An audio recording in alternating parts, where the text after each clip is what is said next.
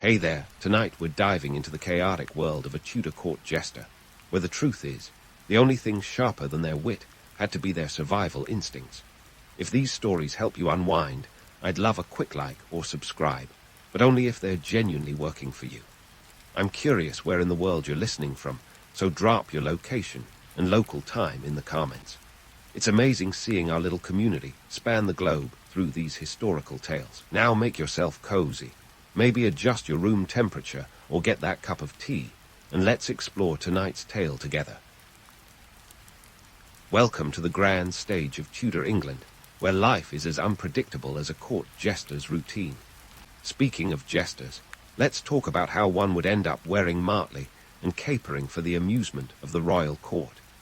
Picture yourself in the 16th century, born into a world where your prospects are as limited as the options on a Tudor dinner menu, which, by the way, typically featured more swans than vegetables. In the bustling streets of London or the rural backwaters, life doesn't exactly hand out golden tickets. Most people are tethered to the land, working it day in and day out for a pittance. The average wage for a labourer was around 5 to 6 pence a day, barely enough to cover the basics. So, if you've got a knack for performance, the world of jesting starts to look like a viable, albeit risky, career path. Now, don't be fooled by romanticized tales of jesters being the life of the party. Sure, Shakespeare makes them seem clever and indispensable, but the reality was a bit more like a high-wire act, without the wire. These jesters had to be a triple threat. Juggling, storytelling, and music were their bread and butter. And if you think that sounds like a lot, remember they had to do all this while navigating the treacherous waters of court politics. One wrong joke about the king's waistline, and you might find yourself in the stocks or worse, out of a job. To even get your foot in the door, you'd have to catch the eye of a noble or a member of the court, which was no small feat. You couldn't just waltz into a job fair with a resume and a LinkedIn profile. Instead, you'd hone your craft in the markets or at local fairs, hoping someone with influence would notice your talent amidst the chaos of vendors shouting prices and children causing mayhem. The selection process was rigorous and often ruthless. Only the most entertaining, sharp-witted, and perhaps slightly unhinged made the cut. But let's not kid ourselves. Even after landing a coveted spot in the court, the life of a jester was no cushy gig. Sure, you might have rubbed elbows with the likes of Henry Roman VIII or Elizabeth I, but you did so from the bottom rung of the social ladder. Your living quarters were often humble at best, and your pay, while perhaps slightly better than a farmhand's, wasn't exactly going to buy you a manor. And despite what you might think, there wasn't much job security. If the king found another jester more amusing, or simply woke up on the wrong side of the four-poster bed, you could find yourself out on your ear faster than you could say jest. In this world, your survival hinged on your ability to read a room and deliver humor that cut through the tension without cutting too deep. It was a delicate balance, one part entertainer, one part diplomat. The court was a place where a joke that fell flat could lead to your own downfall as swiftly as one that soared could secure your place, at least for a while longer. While the myth of the jester as a beloved figure persists, the truth is they were often viewed with suspicion and disdain. Serving as both an amusement and a scapegoat, they occupied a precarious position in the social hierarchy. That colorful costume wasn't just for show. It was a suit of armor against both the harsh realities of court life and the inevitable march of time. So, if you find yourself dreaming of a life as a Tudor court jester, remember that the motley is heavier than it looks, and the laughs aren't always as free as they seem.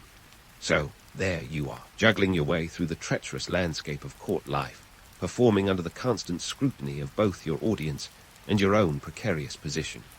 Let's dissect the day-to-day grind of a Tudor court jester, a role as demanding as it was dangerous. First off, you didn't exactly punch in and out like a modern 9-to-5er. Your hours were tied to the whims of royals with moods more volatile than the English weather, and we all know how unpredictable that can be. Your day might start with a summons to brighten the morning with a light-hearted performance or a quick-witted skit. But don't let the laughter fool you.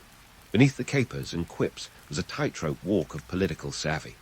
One moment you're making the king chuckle over breakfast. The next you're expected to parlay that same wit into a clever comment at a political meeting, all while avoiding stepping on any noble toes. It was like playing a never-ending game of chess, where your opponent could flip the board at any moment. Now, let's talk rights, or rather, the lack thereof. In the grand hierarchy of Tudor society, jesters occupied a unique niche. You were a member of the household, yet not quite a peer, more like an amusing pet that could talk back. This peculiar status meant you had access to the court's inner workings, but this intimacy came with strings attached. You were expected to entertain without overstepping, a tricky dance when the line between humor and offense was thinner than Henry Roman VIII patience on a bad day. Economically, your situation wasn't exactly a bed of roses either. While your earnings might have been slightly better than the average peasant's, they were nothing to write home about. A favored jester might be rewarded with gifts or a modest stipend, but these perks were as fickle as the favor of the court. Compare this to the hefty incomes of higher-ranking officials or the lavish expenditures on royal banquets, where a single feast could cost a small fortune, enough to feed an entire village for a month, and you start to see the disparity. It's like being part of an exclusive club where you get to attend the events, but you're stuck at the kids' table. The real kicker: your job security was about as reliable as a Tudor ship in stormy seas. One misplaced joke or a failure to amuse could see you quickly replaced, or worse, punished. The court was a stage where everyone played a role, but the jester's script was written in disappearing ink. While the myths paint jesters as beloved figures, the reality was more akin to a high-stakes game of improv, where every performance could be your last. Navigating court politics was another layer of complexity. You had to be adept at reading the room, understanding who held the power, and subtly influencing opinions without appearing to do so. In a world where alliances could shift overnight, and a whispered word could change your fate, the jester's role was as much about survival as it was about entertainment. It was like being in a never-ending episode of Game of Thrones, only instead of dragons, you had to worry about dodging metaphorical daggers from disgruntled courtiers. Despite all this, there was a certain allure to the role. The jester's freedom to speak truth to power, albeit veiled in humor, was a rare privilege. You could needle the king in a way that would get others clapped in irons, provided you did it with flair. It was a position of paradoxes, both vulnerable and powerful, cherished and expendable. The motley you wore was a suit of contradictions, a vivid reminder of the colorful yet perilous life you led. So, while the legend of the court jester might sparkle with tales of laughter and wit, don't be fooled by the glamour. Behind those jokes was a life of grueling demands and constant vigilance. It was a world where the stakes were high, and the applause could quickly turn to silence. As you step through the halls of Tudor history, remember that beneath the jest lay a deeper truth, the human desire to find levity, even in the most uncertain times, to laugh in the face of danger, and to survive in a world that was anything but forgiving. Now, here's where things get really interesting. Despite the glamorous myth that jesters were the royal confidants whispering wisdom cloaked in humor, the reality was much less like a Shakespearean play and more like a continuous audition for survival. The idea that a jester could influence the king with a well-timed quip is a romantic notion, but the truth, as always, is a tad more complex. Let's tackle this head-on, shall we? Yes, jesters had a unique position. They could speak truths others couldn't, but this wasn't a carte blanche for influence. The perception of jesters as sagacious advisors is mostly the stuff of legend. Sure, there were moments when their humor might sway a decision or lighten a tense situation, but they were as likely to be ignored as they were to be heeded, much like a modern-day consultant with a penchant for dad jokes. To put things into perspective, imagine yourself as a jester in the court of Henry Roman VIII. You might crack a joke about his latest marital escapade, using humor as a veil for critique. But if Henry was in one of his notorious moods, let's say, post a particularly frustrating annulment process, you'd better hope your joke lands, or you might find yourself exiled faster than Anne of Cleves. Historical records, like the accounts of Will Somers, Henry's well-documented fool, reveal that while Somers enjoyed a long tenure, his influence was more about maintaining the king's mood than shaping policy. Let's not forget that court politics were as turbulent as a soap opera plotline. Power dynamics shifted with every royal whim, and being a jester meant adapting to these changes quicker than you could say off with his head. The reality was that jesters had to be masters of reading the room, not just for laughs, but for survival. Their influence was as ephemeral as the laughter they provoked. Here today, gone tomorrow. Primary sources, such as letters and diaries from courtiers, often describe jesters as amusing diversions rather than pivotal players in the political game.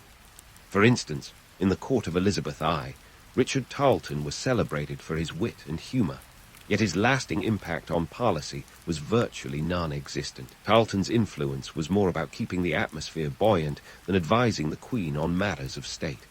He was a master of improvisation, but in terms of power, he was more like the court's Netflix subscription, a source of entertainment, not governance. The political landscape of Tudor England was a minefield, and jesters navigated it with the agility of a cat on a hot tin roof. One wrong step, one ill-timed jest, and they could find themselves on the wrong side of the royal favour. It was a precarious existence, where the stakes were as high as the ceilings of the grand halls they performed in. The monarch's favour was a double-edged sword. It provided access and protection, but also the constant threat of being cast aside. Economically, jesters weren't raking in the riches. Their pay was modest, often supplemented by gifts or occasional bonuses from a pleased monarch. But let's compare this to the lavish spending on courtly events. Henry Roman VIII Field of the Cloth of Gold in 1520 cost a staggering £15,000, equivalent to millions today. Meanwhile, a jester's annual stipend might be closer to the price of a decent horse. It was a stark reminder that while they entertained the elite, they were far from sharing in their wealth. Now, let's shatter another myth, the notion that jesters were universally loved figures. In reality, they were often regarded with ambivalence. They walked a fine line between beloved entertainer and tolerated nuisance. Their presence was a constant reminder of the frivolity and folly of court life, a living embodiment of speak truth to power, but only when it was convenient for those in power. In the grand tapestry of Tudor history, jesters were colourful threads, yes, but not the ones holding the fabric together. They were the court's pressure valves, releasing tension with humour, yet their influence was more about the immediate relief of laughter than any long-lasting legacy. While the myth paints them as secret puppet masters, the truth is they were more like skilled jugglers, keeping everything in the air without dropping a single ball or head. So, if you ever find yourself dreaming of a life as a Tudor court jester, remember this. While the motley might shine under the glow of candlelit halls, it concealed a life of constant uncertainty. Beneath the laughter and jest lay a reality as precarious as the jokes themselves, a truth as sharp as the wit required to survive in such an unforgiving world. And as you ponder this, keep in mind that the legend of the jester is one of both romance and reality, a tale of laughter in the face of life's most daunting challenges. In the next chapter of our journey, we'll delve deeper into the ever-evolving role of jesters in the court's shifting political landscape, a story as unpredictable as the jesters themselves. As we wade through the colourful chaos of Tudor history, let's zoom in on the moments where jesters left their mark, a smudge of humour on the smudgy canvas of royal intrigue. You see, the jester's job wasn't just about chuckles. Sometimes it was about using laughter as a scalpel to slice through the tension of courtly affairs. Take, for example, the reign of Henry Roman VIII. Now, there's a king with a flair for the dramatic, half a dozen marriages, a whole new church, and a waistline that expanded faster than his list of grievances. Enter Will Somers, the man with the unenviable task of tickling the fancy of this notoriously mercurial monarch. Somers wasn't just any fool, he was the king's fool, which meant he had to be as sharp as a Tudor rapier. One notable instance of his deft humour came during a particularly heated political debate. The court was embroiled in the fallout of Henry's split from the Catholic Church, and tensions were harder than a Tudor kitchen. Somers had the audacity, or perhaps the wisdom, to joke about the king's penchant for changing wives as often as he changed his socks. In doing so, he diffused a roomful of anxiety with a well-timed jest, reminding everyone that laughter, however fleeting, could be a balm for the soul. But jesters were more than just court comedians. They were also, in their own peculiar way, instruments of propaganda. Picture this: Henry Roman VIII, a king who loved his pageantry and pomp, using his court jester to spread the royal narrative. The jester's antics weren't just for amusement. They were a means to reinforce the king's image as a benevolent ruler who could laugh at himself. In a time before Twitter, jesters were the medieval equivalent of a viral meme, an efficient way to shape public perception. Fast forward to the reign of Elizabeth I, the Virgin Queen with a penchant for pearls and power plays. Elizabeth was not one to shy away from using her jesters for political theatre. Take Richard Tarleton, one of the most famous jesters of her court, known for his quick wit and even quicker improvisation. During the Spanish Armada crisis of 1588, Tarleton's role went beyond mere merriment. With England on the brink of invasion, morale was as shaky as a Tudor ship in a storm. Tarleton took to the stage to rally the troops with his comedic skits, turning fear into fortitude with each punchline. His humour was a rallying cry, a reminder that England's spirit was unyielding, even in the face of seemingly insurmountable odds. But don't be fooled by the romanticized image of jesters as noble jesters defying danger with a twinkle in their eye. The reality was a tad less poetic. Jesters were often pawns in the larger game of court politics, their humour a tool wielded by those in power. Their influence, while sometimes significant, was often fleeting, an epilogue to the main act of royal decrees and political machinations. In fact, jesters had to be as adept at reading the political winds as any seasoned courtier. Their performances were carefully crafted to appeal to the sensibilities of their royal patrons, a delicate balance of wit and wisdom. For instance, when Elizabeth's court was abuzz with rumours of a potential marriage to a foreign prince, jesters would craft jokes that danced around the topic, offering subtle commentary without crossing the line into treasonous territory. Economically, the life of a jester was a roller coaster of uncertainty. While they enjoyed certain perks, like the occasional gift from an amused monarch or a seat at a lavish banquet, they were far from the wealth and security enjoyed by those higher up the courtly food chain. A jester's income was often as unpredictable as the English weather, subject to the whims of royal favour and the ever-shifting dynamics of court politics. Now, let's debunk a myth that often swirls around these jesters like the mist of a London morning, the idea that they were universally beloved. In truth, they were often viewed with a mixture of amusement and suspicion. They were the court's comic relief, yes, but also its mirror, reflecting the absurdities of power back to those who wielded it. Their humour was both a shield and a sword, a way to survive in a world where the stakes were as high as the crown jewels. In the grand theatre of Tudor England, jesters played their parts with aplomb, their performances a blend of comedy and cunning. They were the unsung heroes of the court, their laughter echoing through the halls long after the applause had faded. Yet they remained on the fringes of power, their influence as ephemeral as the smoke from a royal banquet's roasting spit. So, as we continue our journey through the tumultuous landscape of Tudor history, remember the jesters, not just as the clowns of the court, but as the sharp-witted architects of humour who navigated the treacherous tides of politics with a smile and a jest. Their stories are a testament to the enduring power of laughter in the darkest of times, a reminder that even in an age of intrigue, the jester's cap was a crown all its own. Stay tuned, because there's more to uncover in this tapestry of history, where every jest hides a deeper truth waiting to be revealed. As the curtain falls on our exploration of jesters, let's talk about how these capering clowns slowly shuffled off the stage of history as the Tudor era drew to a close. With Elizabeth I's passing in 1603, the Renaissance was already in full swing, and the English court began to crave something more refined than a jester's ribald humour. Enter the age of professional theatre and structured drama, where the likes of Shakespeare and Marlowe took centre stage, leaving jesters to ponder their place in this brave new world. The decline of the jester's role coincided with the rise of the theatre. Suddenly, audiences wanted narratives with arcs, not just a quick quip about the king's waistline. By the early 17th century, London's Globe Theatre was packing in crowds, eager to see complex characters with more depth than a jester's stereotypical foolery. The bard himself, William Shakespeare, who ironically immortalized the clever jester in plays like Twelfth Night, and King Lear, helped usher in this shift.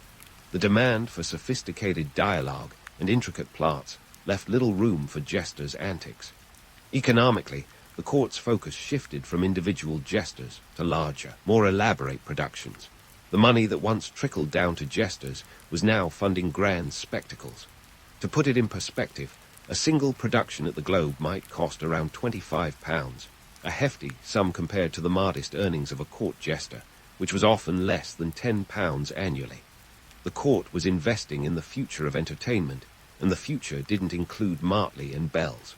Politically, the role of the jester as a truth-teller was rendered obsolete by the more complex machinations of court advisers and the burgeoning influence of printed pamphlets. Why rely on a jester's wit to sway the court when you could commission a pamphlet to circulate your views more widely? The printing press was the jester's undoing, offering a new medium for satire and critique that was both more permanent and far-reaching. Now, let's debunk the myth that jesters simply vanished without a trace. Far from it. While they may have disappeared from the royal courts, their legacy endured in the form of characters like the fool in Shakespeare's plays, a nod to the jester's unique ability to speak truth to power. The jester's spirit lived on in the comedians and satirists who followed, trading the court's laughter for the applause of a public audience. In modern media, the romanticized image of the jester persists, often portrayed as the insightful fool whose humor hides a deeper wisdom. Take the Joker from Batman, a character whose chaos and cunning echo the jester's dual nature as both comedic relief and unsettling truth-teller. Yet this portrayal glosses over the harsh realities faced by historical jesters. While today's jesters in film and literature may wield influence and insight, their real-life counterparts were largely at the mercy of their patrons' moods and whims. So, what's the real legacy of the Tudor court jester? It's a reminder of the enduring power of humor to challenge authority and provide relief in troubled times. Jesters were the original subversive comedians, setting a precedent for the likes of modern satirists who use humor to question the status quo. The motley they wore was a precursor to the stage clothes of today's stand-up comics, their jests an early version of the punchlines we laugh at now.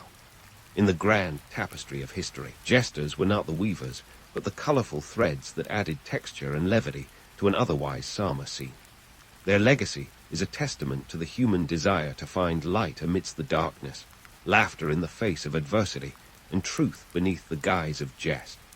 The Tudor jester may have walked a fine line between amusement and mockery, but their role was an essential one, reminding us all that sometimes the best way to navigate the stormy seas of life is with a smile and a well-timed joke. As we close the book on the Tudor jesters, let's remember them for what they truly were. Pioneers of the comedic arts who blazed a trail for future generations to follow. They were the jesters who dared to laugh in the face of danger, who challenged the powerful with humor, and who, despite their precarious position, left a legacy that endures in the echoes of laughter through the ages. The next time you chuckle at a clever quip or a satirical sketch, spare a thought for those martly-clad jesters who, with their jests and japes, taught us the timeless power of comedy. Elizabeth Tudor entered the world on September 7, 1533, under circumstances as dizzying as a Shakespearean comedy, though she'd likely have preferred a less dramatic script. Born to Henry Roman VIII and his second wife, Anne Boleyn, Elizabeth's entrance onto the stage of Tudor politics was marked by the kind of chaos that makes your average soap opera look like a Sunday picnic. Her birth didn't exactly send the kingdom into fits of joy. Henry had been hoping for a male heir to solidify his legacy and ensure his dynasty's grip on the throne. Instead, he got Elizabeth, a fact that must have made the royal nursery feel a bit chilly. At just 2.5 years old, Elizabeth faced a plot twist worthy of any thriller. Her mother, Anne Boleyn, was executed in May 1536 on charges of adultery, incest, and treason, an accusation cocktail that would make even the most seasoned scandalist blush. For Elizabeth, this wasn't just a family tragedy. It was a seismic shift in her future. Suddenly, she was no longer the heir presumptive, but rather a political pawn, shuffled to the sidelines like last season's fashion. The absurdity of royal life in Tudor times was not lost on Elizabeth, even as a child. Imagine growing up knowing that your father's whims could literally cost someone their head. Literally, not figuratively. Her early years were spent in the shadow of the axe, with each royal misstep potentially ending in a very public, very permanent resolution. As if to drive the point home, her half-sister Mary, born to Henry's first wife, Catherine of Aragon, was initially demoted too, only to be later restored to the line of succession. The Tudor family tree was less a hierarchy and more a game of musical chairs played with swords. Elizabeth's childhood was not only tumultuous, but also a lesson in political survival. With Henry's marriage to Jane Seymour, Elizabeth found herself living in the household of her new half-brother, Edward, future Edward VI. Not exactly the Brady Bunch, but the closest thing the Tudors had to familial stability. Elizabeth was a quick study, absorbing the courtly intrigues and mastering the art of staying in favor without getting too close to the flame. Education was Elizabeth's sanctuary, her way of creating order amid the chaos. She was tutored by some of the brightest minds of the time, including the formidable Raja Asha. Under his guidance, she became fluent in Latin, French, and Italian, with a sprinkle of Greek for good measure. While most kids were learning their ABCs, Elizabeth was parsing philosophical treatises and crafting speeches, a handy skill when your life might depend on talking your way out of a bind. Life, as a royal child during the Tudor era, was akin to walking a tightrope over a pit of political vipers. Each step had to be carefully calculated, each word meticulously weighed. The stakes were as high as the Tower of London itself, a place Elizabeth was all too aware could become her residence under less favorable circumstances. Yet, through this labyrinth of danger and deception, Elizabeth's resilience was forged. She learned to navigate the shifting sands of Tudor politics with a deftness that would later define her reign. The absurdity of her early years wasn't merely a backdrop.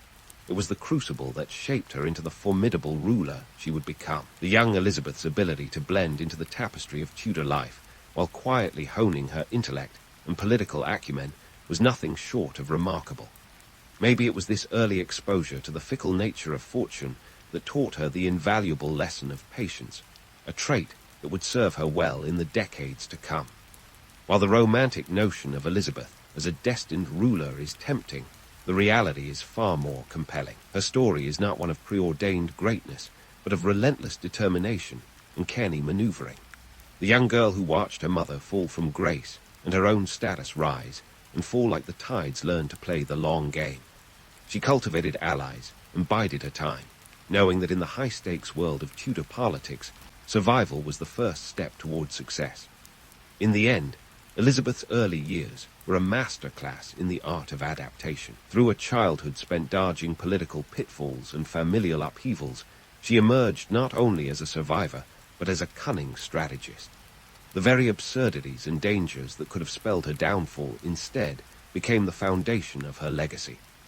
As she would later demonstrate, sometimes the best way to survive the chaos is to embrace it, learn from it, and ultimately rise above it. Elizabeth Tudor's journey from a sidelined princess to Queen Elizabeth I of England was a roller coaster ride that would make any modern drama look like a walk in the park. The year was 1558, and Elizabeth was about to swap her scholarly pursuits and courtly observations for the most turbulent gig in the realm, ruling a kingdom on the brink of chaos. Her half-sister, Mary I, often called Bloody Mary, for her enthusiastic persecution of Protestants, had just died. Elizabeth's ascension wasn't celebrated with the fairy tale fanfare you might expect. Instead, it was more like inheriting a house where the previous tenant had left all the taps running and the oven on. Let's talk numbers. Elizabeth's England was knee-deep in debt, around pound 300,000 to be precise. In today's money, that's equivalent to about pound 80 million. Picture a giant medieval IOU, only with more swords and less sympathy. The economy was a hot mess, and Elizabeth's first challenge was to steady the ship before it sank. Now, if you've ever tried balancing your own budget, imagine doing it with a nation of subjects looking to you for solutions while your neighbors eye your territory like it's Black Friday at the local annex store. Elizabeth's economic strategies were as clever as they were necessary. She didn't just tighten the royal belt, she reinvented it. First on her agenda was reining in the lavish spending that had characterized her sister's reign. Elizabeth was thrifty, but not in the miserly, penny-pinching way. She understood that a queen's image needed a touch of grandeur, but she knew how to sparkle on a budget. It's like wearing couture, but keeping an eye on the clearance rack. Her administration also took a hard look at the coinage, which had been devalued under her predecessors, turning the English pound into little more than a glorified paperweight. Elizabeth initiated a currency reform, restoring the silver content in coins and stabilizing the currency. This was less about being a numismatic nerd, and more about ensuring that, when you paid for your ale, you weren't handing over a worthless tin disc. But the financial overhaul was just the opening act. Elizabeth had to navigate the religious minefield that her sister had left behind. England was a nation divided, a Protestant Catholic tug-of-war that was as much about power as it was about piety. Mary had tried to return England to the Catholic fold with all the subtlety of a sledgehammer, leaving Elizabeth with a fractured kingdom and a very restless clergy. Elizabeth's solution: the Elizabethan religious settlement of 1559. It was a masterstroke of political balancing, a sort of can't-we-all-just-get-along approach that established the Church of England with Elizabeth at its head. The settlement was a blend of Protestant doctrine with some Catholic traditions, a sort of religious smoothie that aimed to please both sides without giving either a stomachache. It wasn't perfect. Hardly anything ever is, but it was pragmatic, and it worked. For the most part. This wasn't Elizabeth going soft. It was her understanding that a divided nation was a weak nation. She wasn't on a divine mission to save souls or crush heretics. She was securing her throne and her country's future. Myth paints her as a religious crusader, but the truth is she was more of a political tactician, balancing faith with pragmatism like a tightrope walker with a very volatile audience. Elizabeth's reign was a constant juggling act, and she was a master juggler. She had to contend with plots and conspiracies at every turn, including those that threatened her life. The shadow of Mary, Queen of Scots, loomed large, and Elizabeth's spy network, think medieval MI6, was always on high alert. But she played her cards close to her chest, maintaining a public image of regal calm while privately orchestrating one of the most effective intelligence operations of her time. And let's not forget the gender politics. Woman on the throne was still a novelty, and Elizabeth had to navigate a male-dominated political landscape with the finesse of a chess grandmaster, all while being constantly scrutinized for her marital status. Suitors came and went, but Elizabeth never married, earning her the moniker, the Virgin Queen. Was it a romantic choice? Hardly. It was a strategic one. Marriage would mean sharing power, and Elizabeth had no intentions of handing the keys to the kingdom over to anyone. Elizabeth's reign was a testament to her ability to adapt and thrive in an era that was anything but forgiving. She inherited a kingdom teetering on the edge of ruin and transformed it into a formidable power. Her legacy is a complex tapestry of triumphs and trials, a reminder that history is never as simple as it seems. As we delve further into her reign, we'll find that her story is not just one of survival, but of strategic brilliance. The Tudor tale continues, with Elizabeth at the helm, steering her kingdom through the choppy waters of history with a steady hand and a watchful eye. Elizabeth's reign wasn't just a political balancing act. It was a full-on cultural renaissance with a distinctly English twist. Welcome to the Elizabethan era, a time when England wasn't just a political player but a cultural powerhouse. Think of it as the original British invasion, but instead of rock bands, you've got playwrights, poets, and yes, even the art explorer or two. Now, let's talk about the arts, where Elizabeth's influence shone as brightly as her gilded ruffs. She knew that culture was more than just window dressing. It was a tool for unity, propaganda, and yes, a dash of national pride. Enter stage right, William Shakespeare and Christopher Marlowe, two scribes whose pens were mightier than, well, just about anything. Shakespeare, of course, was the rock star of the Elizabethan stage. He churned out plays like a caffeinated screenwriter on a deadline, 39 in total if you're counting, not to mention 154 sonnets. His works weren't just about highbrow drama. They were packed with the kind of juicy intrigue and bawdy humor that kept audiences hooked. And they needed to be, considering the average Elizabethan theatre resembled a raucous pub more than a serene cultural temple. Imagine a football crowd, but with more tights and soliloquies. Marlowe, Shakespeare's contemporary and occasional rival, was no slouch either. Known for his tragic plays and a life as dramatic as his works, Marlowe's career was as brief as it was brilliant. His untimely death at 29 in a tavern brawl was a scandalous end that would have made for a gripping subplot in one of his own plays. If there's a lesson here, it's that being a playwright in Elizabethan England was as dangerous as it was lucrative. Elizabeth herself was no mere spectator. Her court was a buzzing hive of creativity, with the Queen playing the role of ultimate patron and critic. She knew the value of a good story and how it could bolster her image. The arts were her Instagram feed, the plays and poems were her posts, each one carefully curated to polish her public persona. But let's not romanticize it too much. The Elizabethan era wasn't all poetry and prose. It was also a time when personal hygiene was, shall we say, a little less prioritized. Baths were infrequent, perfumes were a necessity, and dental care was, well, non-existent. The streets of London, the cultural hub, were a sensory experience, with aromas that could knock out a horse. Yet amidst the muck and mire, the arts flourished, proving that creativity can thrive even when the surroundings are, let's face it, a bit ripe. Now, onto Elizabeth's personal life, which has been spun into more yarns than a cat in a knitting basket. The Virgin Queen, Monarch, is one of history's most enduring myths, conjuring images of a ruler married to her country rather than any mortal man. But peel back the legend, and the reality is a bit more strategic. Elizabeth's avoidance of marriage wasn't about romantic ideals. It was about keeping her autonomy and power firmly in her grasp. Marriage for Elizabeth would have meant sharing power, diluting her authority in a world where women in leadership were as rare as a sensible Tudor fashion statement. By staying single, she maintained control over her destiny and kingdom, using her marital status as a political tool. Suitors came and went, some courted, others cowered. But Elizabeth remained resolutely unwed, leaving her throne as the true object of her devotion. The myth of the Virgin Queen is all well and good for the storybooks, but it oversimplifies a complex dance of diplomacy and self-preservation. Elizabeth wasn't playing hard to get. She was playing for keeps. Her refusal to marry wasn't a coy act, but a calculated decision that kept foreign powers at bay and her crown firmly on her head. And while we're debunking myths, let's talk about Elizabeth's so-called romance with Robert Dudley, the Earl of Leicester. Their relationship was a source of endless gossip, the kind that would have fueled tabloids if they existed back then. Yet despite the whispers, Elizabeth never took the plunge. It was a friendship steeped in mutual respect and political alliance, but any romantic notions were left to the imaginations of the court. So there you have it, an era of cultural blossoming, peppered with a healthy dose of reality. Elizabeth's reign was a symphony of strategic moves, cultural patronage, and personal autonomy. It was a time when art and politics danced together in a delicate waltz, orchestrated by a queen who understood the power of both the pen and the crown. But the story doesn't end here.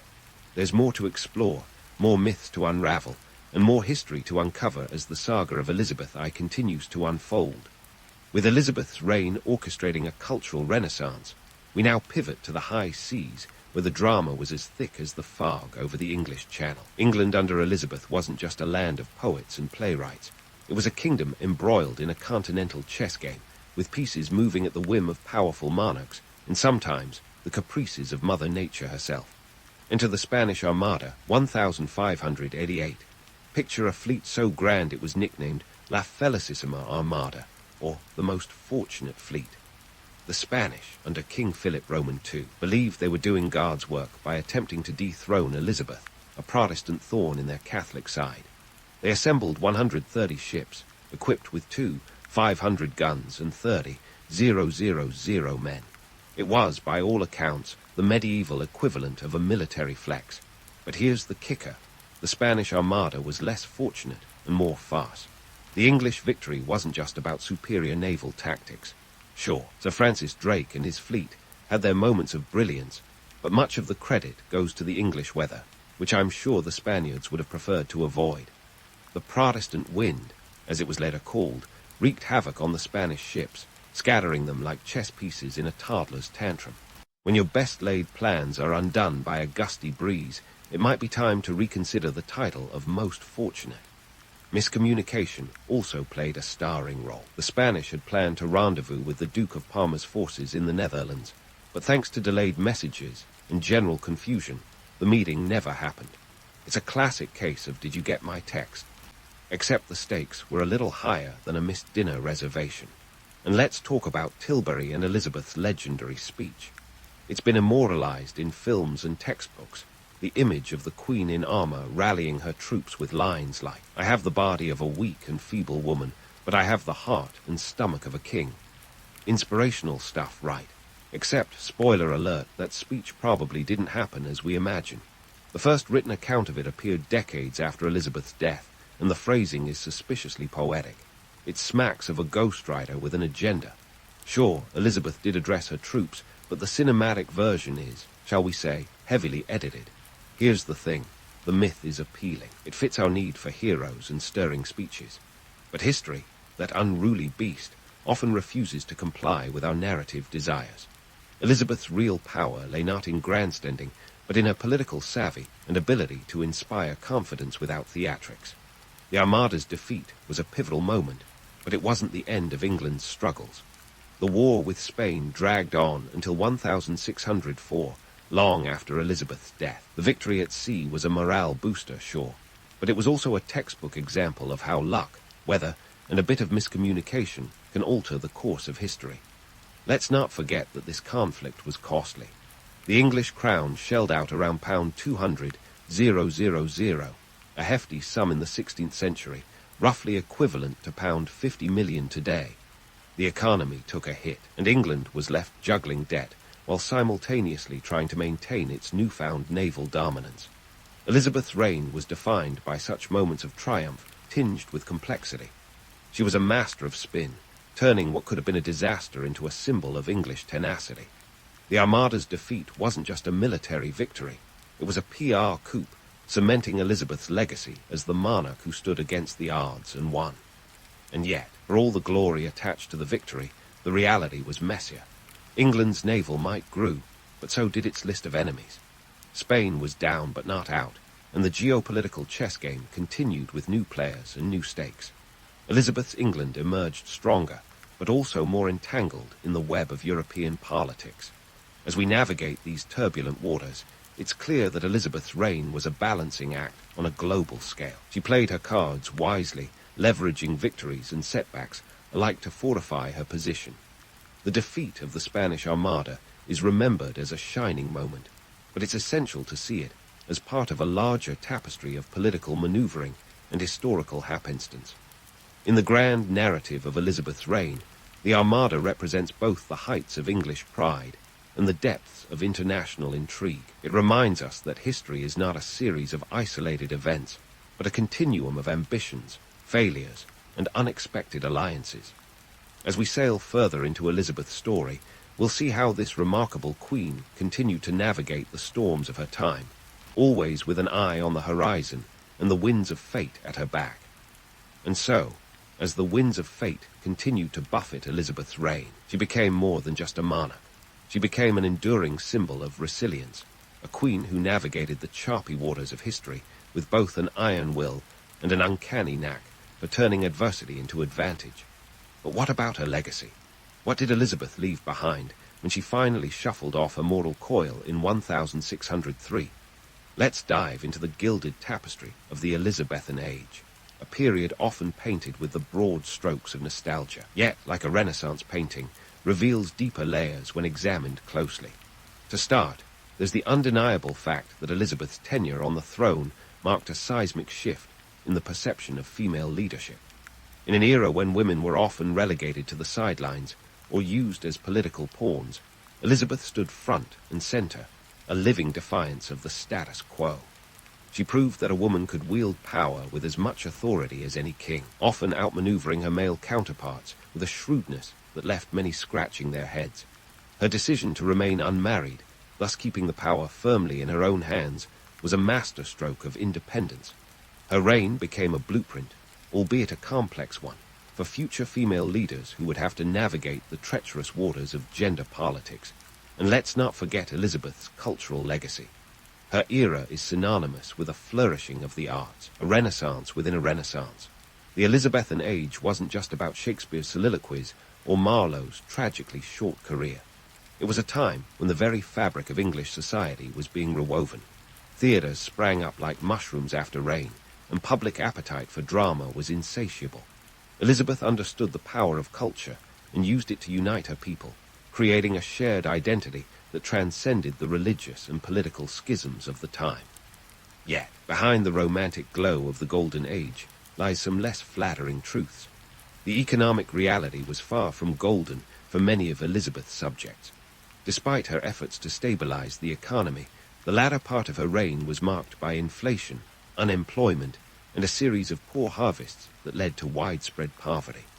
While the Queen herself might have sparkled, the lives of ordinary people were often marked by struggle. The Elizabethan Poor Laws were an attempt to address this, but they were more of a band-aid on a broken leg than a cure-all. The mythologizing of Elizabeth's reign began almost immediately after her death. The Golden Age narrative served a purpose. It unified a nation still reeling from decades of religious and political turmoil by giving them a shared past to rally around. Elizabeth became larger than life in death, a figurehead for an idealized vision of English greatness. But like any great PR campaign, it glossed over the blemishes, the executions, the espionage, the economic woes, and focused on the triumphs. But why does this myth endure? Perhaps it's because Elizabeth's story is one of contradictions, of light and shadow. She was a ruler who could be both ruthless and compassionate, a queen who cherished peace yet presided over wars, a woman who embraced the arts while also wielding the blunt instrument of political power with precision. Elizabeth was a master of reinvention, and her image has been reinvented time and again to suit the needs of those who look back on her reign. Her impact on future generations is undeniable. Elizabeth left behind a kingdom more united and culturally rich than she found it, despite the economic and social challenges that persisted. Her reign set the stage for the successive rise of the British Empire, a legacy that would echo through the corridors of time, for better or worse. And for women in positions of power, she remains a touchstone, a reminder that leadership wears many guises, and that authority is not solely the province of kings. As we wrap up our whirlwind tour through Elizabeth's life and legacy, it's clear that her story is not one of simple triumphs or unambiguous victories. Instead, it's a saga of strategic brilliance, one where the Queen played a role on the world's stage with a deftness that continues to captivate. Elizabeth I was a monarch who understood the power of perception, and in doing so, she carved her name into the annals of history, not just as a queen, but as a legend. It's a tale that reminds us that history is often a tapestry woven from both the golden threads of myth and the darker strands of reality. In the grand tapestry of history, Eleanor Roosevelt's early life is a bit like a mismatched quilt, rich in texture, but stitched together with threads of privilege and poignancy. Born on October 11, 1884, in New York City, Eleanor entered a world where her family name opened doors, but her personal life was, let's say, more complicated than assembling IKEA furniture without the instructions. Eleanor was nestled into the lap of luxury, yet it wasn't all silver spoons and ballroom dances. Her mother, Anna Hall Roosevelt, was the kind of beauty who could have fronted a perfume ad, but she was also a bit of a stage mom without the jazz hands. Anna was notorious for calling young Eleanor Granny, because of her serious demeanor and less than glamorous looks. Talk about a confidence booster, right? Meanwhile, her father, Elliot Roosevelt, was the dashing younger brother of future President Theodore Roosevelt, but he had the unfortunate penchant for alcohol and scandal, weaving a complicated legacy for Eleanor to inherit. The Roosevelt household was a cocktail of high society and low spirits, with Eleanor often caught in the crossfire. And if you think that sounds like the plot of a Victorian melodrama, hold your horses, it gets more Dickensian. Eleanor's father was eventually institutionalized due to his alcoholism, and died when Eleanor was just 10. Her mother had already succumbed to diphtheria 2 years earlier. By the age of 10, Eleanor was an orphan, and you can bet that shaped her outlook more than any etiquette lesson ever could. Now, you might imagine this would set the stage for a tragic tale of woe, but Eleanor was made of sterner stuff. Enter stage left, a Lenswood Academy in London. If Hogwarts had a boarding school for budding activists instead of wizards, a Lenswood might be it. The headmistress, Marie Sylvester, wasn't your typical headmistress. She was the kind of mentor who believed in nurturing not just the mind, but the spirit. Sylvester had a knack for sparring potential, and she saw something special in Eleanor. At a Lenswood, Eleanor began to shed the cocoon of her earlier life. She picked up French, delved into literature, and most importantly, found her voice. Gone was the self-doubting debutante. In her place stood a confident young woman with a burgeoning sense of social responsibility. It's remarkable what a few thousand miles and a change of scenery can do. Right. During her time at a Lenswood, Eleanor traveled with Sylvester across Europe. Imagine a teenage girl from New York now experiencing the culture and politics of the continent firsthand. This was an era when women were more likely to be seen in corsets than in political rallies. Yet here was Eleanor, soaking it all in like a sponge at a wine spill. It wasn't just the education, it was the exposure to ideas and the encouragement to question the status quo that ignited a spark within her. The transformation Eleanor underwent at a Lenswood was nothing short of revolutionary. She returned to the United States 3 years later, in 1902, with a new sense of purpose.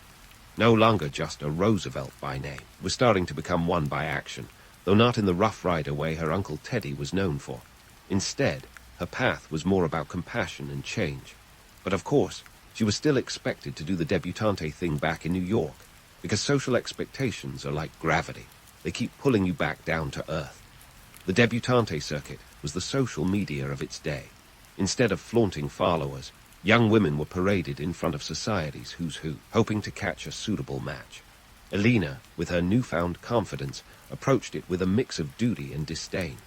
Here was a young woman who had conversed about politics and philosophy in Europe, now having to endure the prattle of New York's elite. It was like asking a gourmet chef to review fast food, necessary but not exactly fulfilling. In many ways, Eleanor's early life was a study in contrasts, privilege and loss, societal expectations and personal growth. A Lenswood had planted the seeds of independence in her, and while she re-entered the glitzy world of New York society, it was clear she was destined for something beyond the confines of a society column.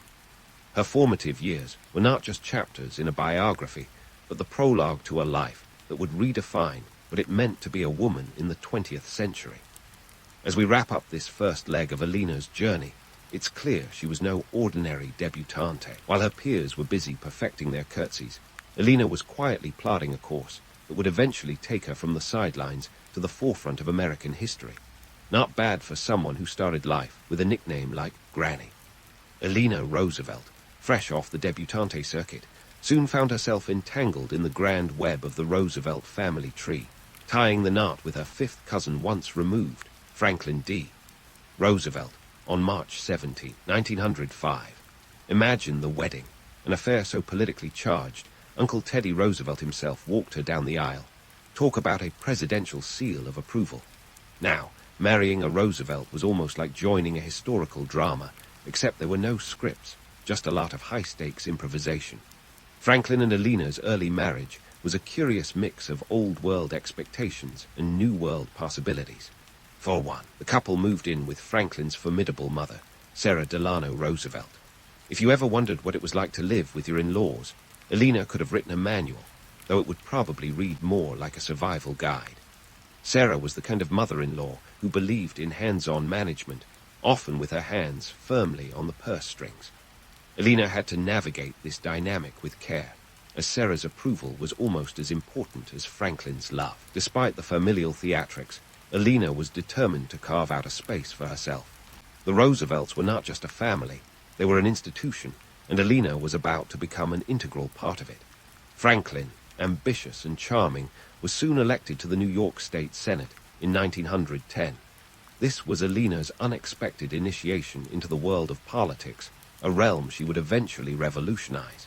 Initially, her role was more ornamental than operational, but even then, she was quietly observing, learning and planning. By the time Franklin became the Assistant Secretary of the Navy in 1913, Eleanor was fully immersed in the political circuit. However, being a political wife in the early 20th century was no cakewalk. The expectations were clear.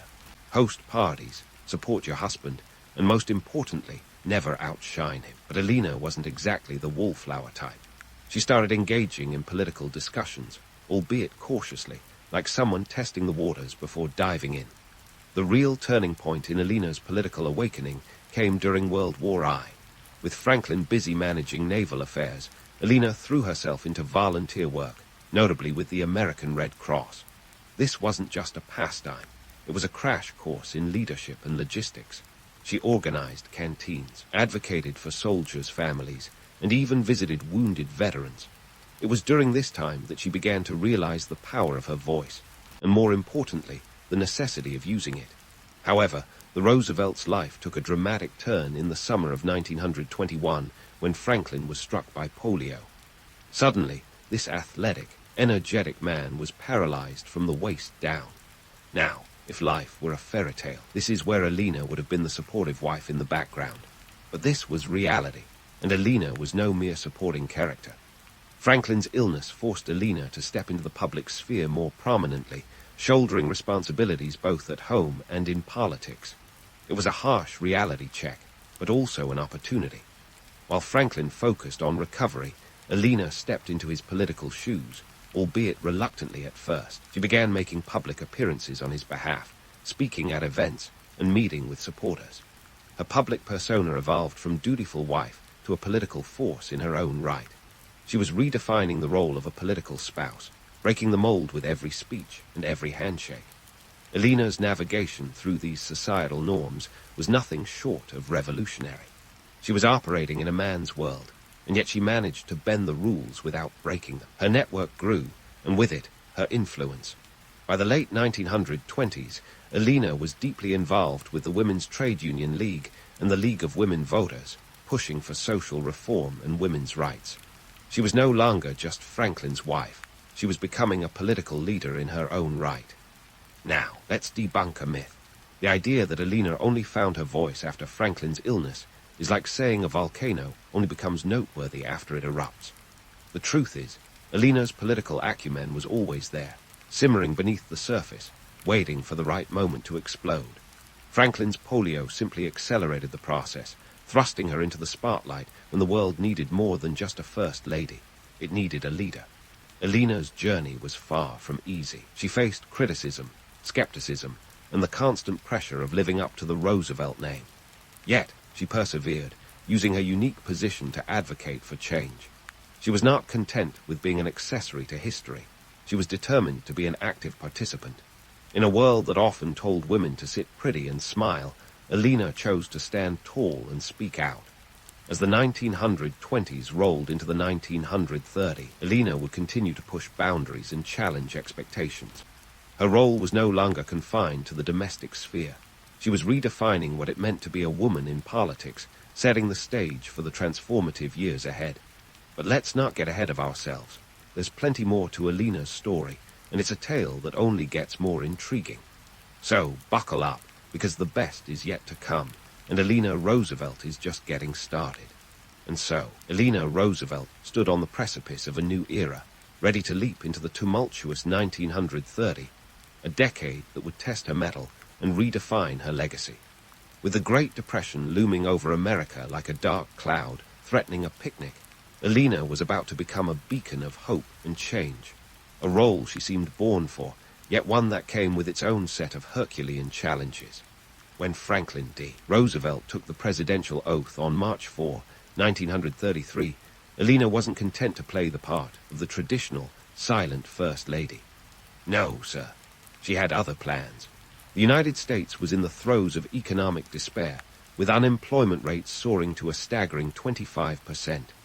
That's 1 in 4 Americans out of work, desperately seeking solutions to put bread on the table. Eleanor saw the desperation firsthand and decided it was time to roll up her sleeves and get to work. As First Lady, Eleanor revolutionized the role, transforming it from a ceremonial position into a platform for advocacy and social reform. She traveled extensively across the country, often venturing into the poorest regions to see the effects of the Depression up close and personal. We're talking about journeys that would make a modern-day road warrior weep. Over 40,000 miles in just 1 year, 1933 alone. Eleanor was out there meeting the people, listening to their stories, and bringing those tales back to the White House, ensuring they reached the ears of policymakers. Her visits weren't just for show. They were a crash course in America's harsh realities. Eleanor understood that sitting pretty in the White House was no substitute for walking the muddy fields of Appalachia or the dust-blown farms of the Midwest. She saw the hunger in children's eyes and the weight of despair on the shoulders of unemployed workers.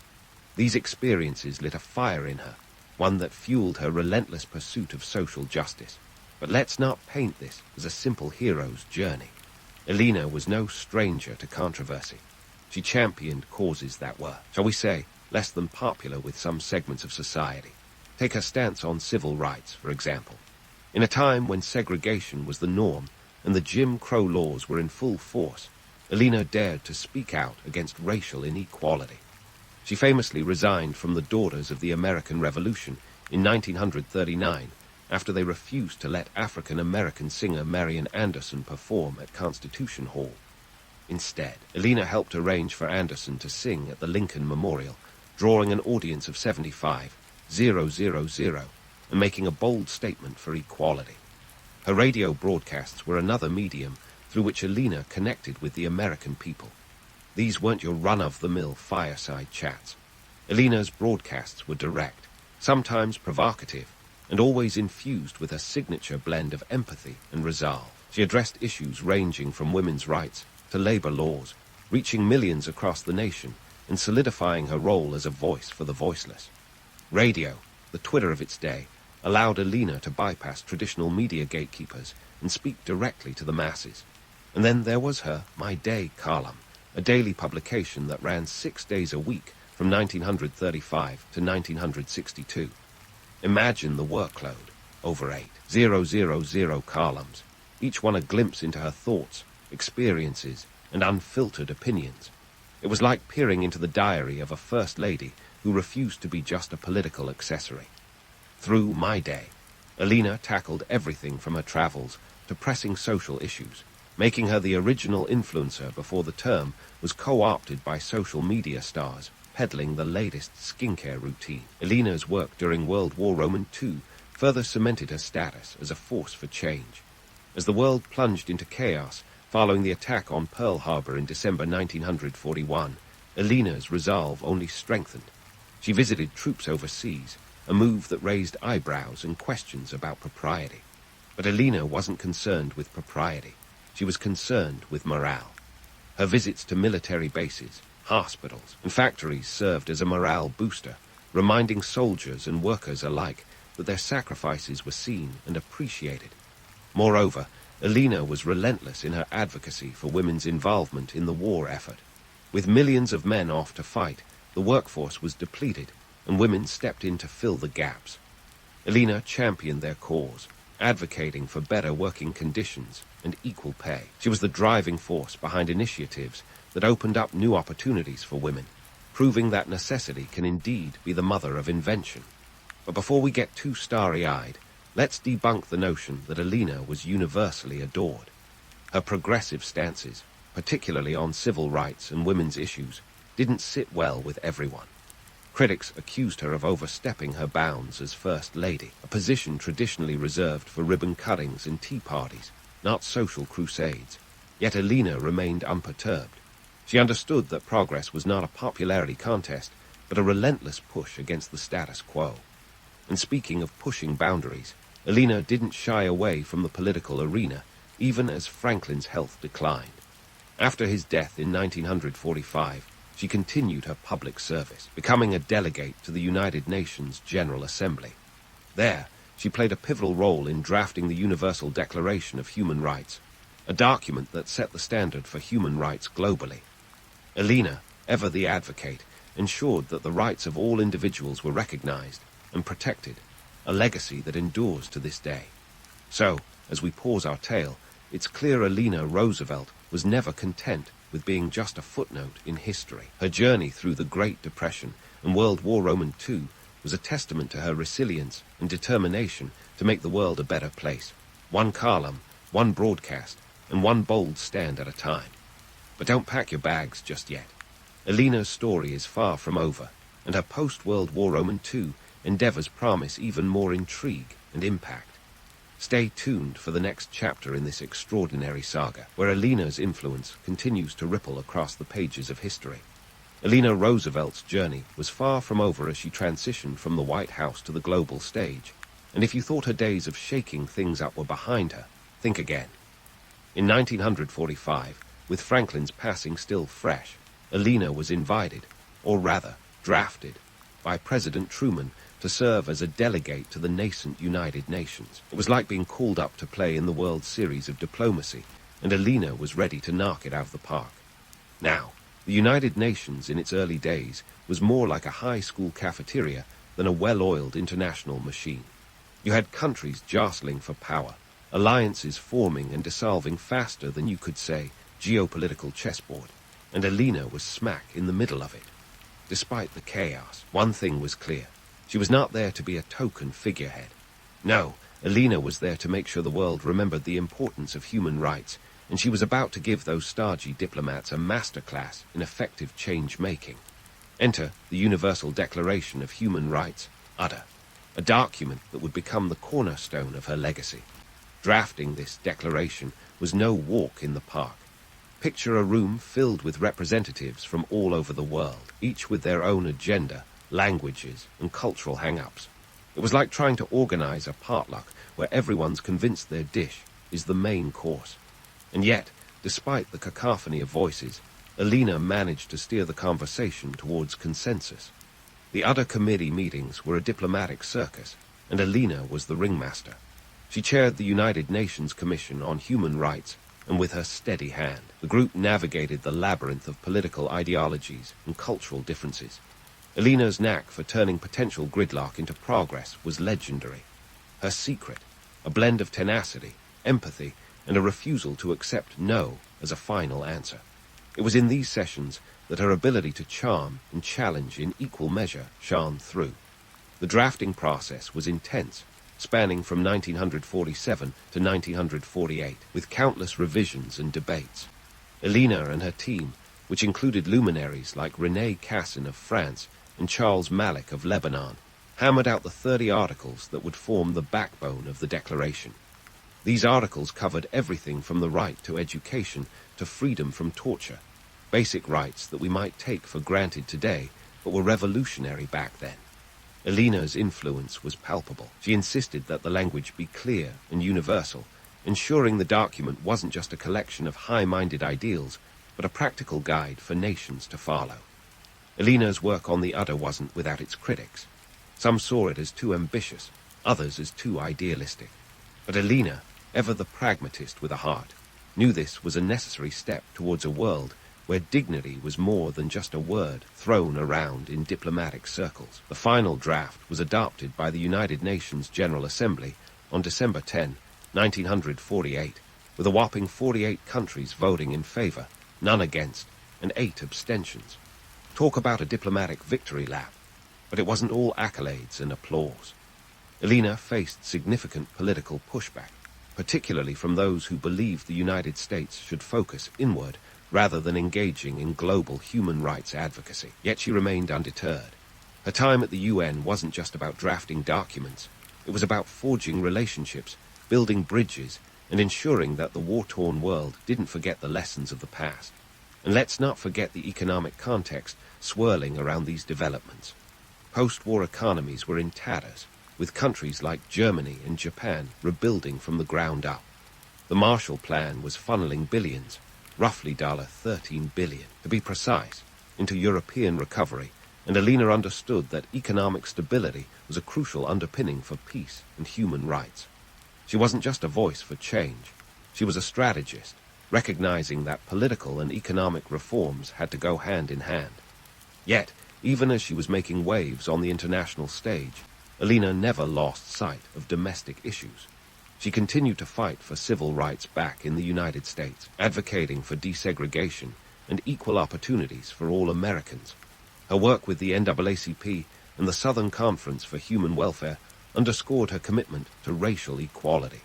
She knew that true progress required tackling both international and domestic injustices head-on. Eleanor's post-White House years were a testament to her stamina and spirit. She traveled extensively, spreading her message of human rights and equality. Her speeches were as sharp as ever, laced with a characteristic wit and piercing insights. She once quipped, "Where, after all, do universal human rights begin? In small places, close to home." It was this ability to distill complex ideas into relatable wisdom that made her such an effective advocate. And speaking of home, Eleanor's personal life was as complex as her public one. She maintained a bustling social circle, hosting gatherings at her beloved Valkill cottage in Hyde Park. These weren't your typical garden parties. They were vibrant salons where the world's problems were debated over tea and sandwiches.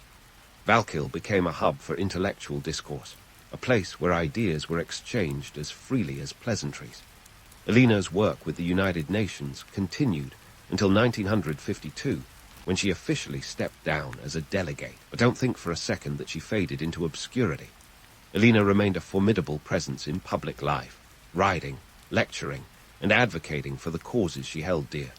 Her legacy was not one of mere survival, but of thriving against the odds, proving that one person's dedication can indeed change the world.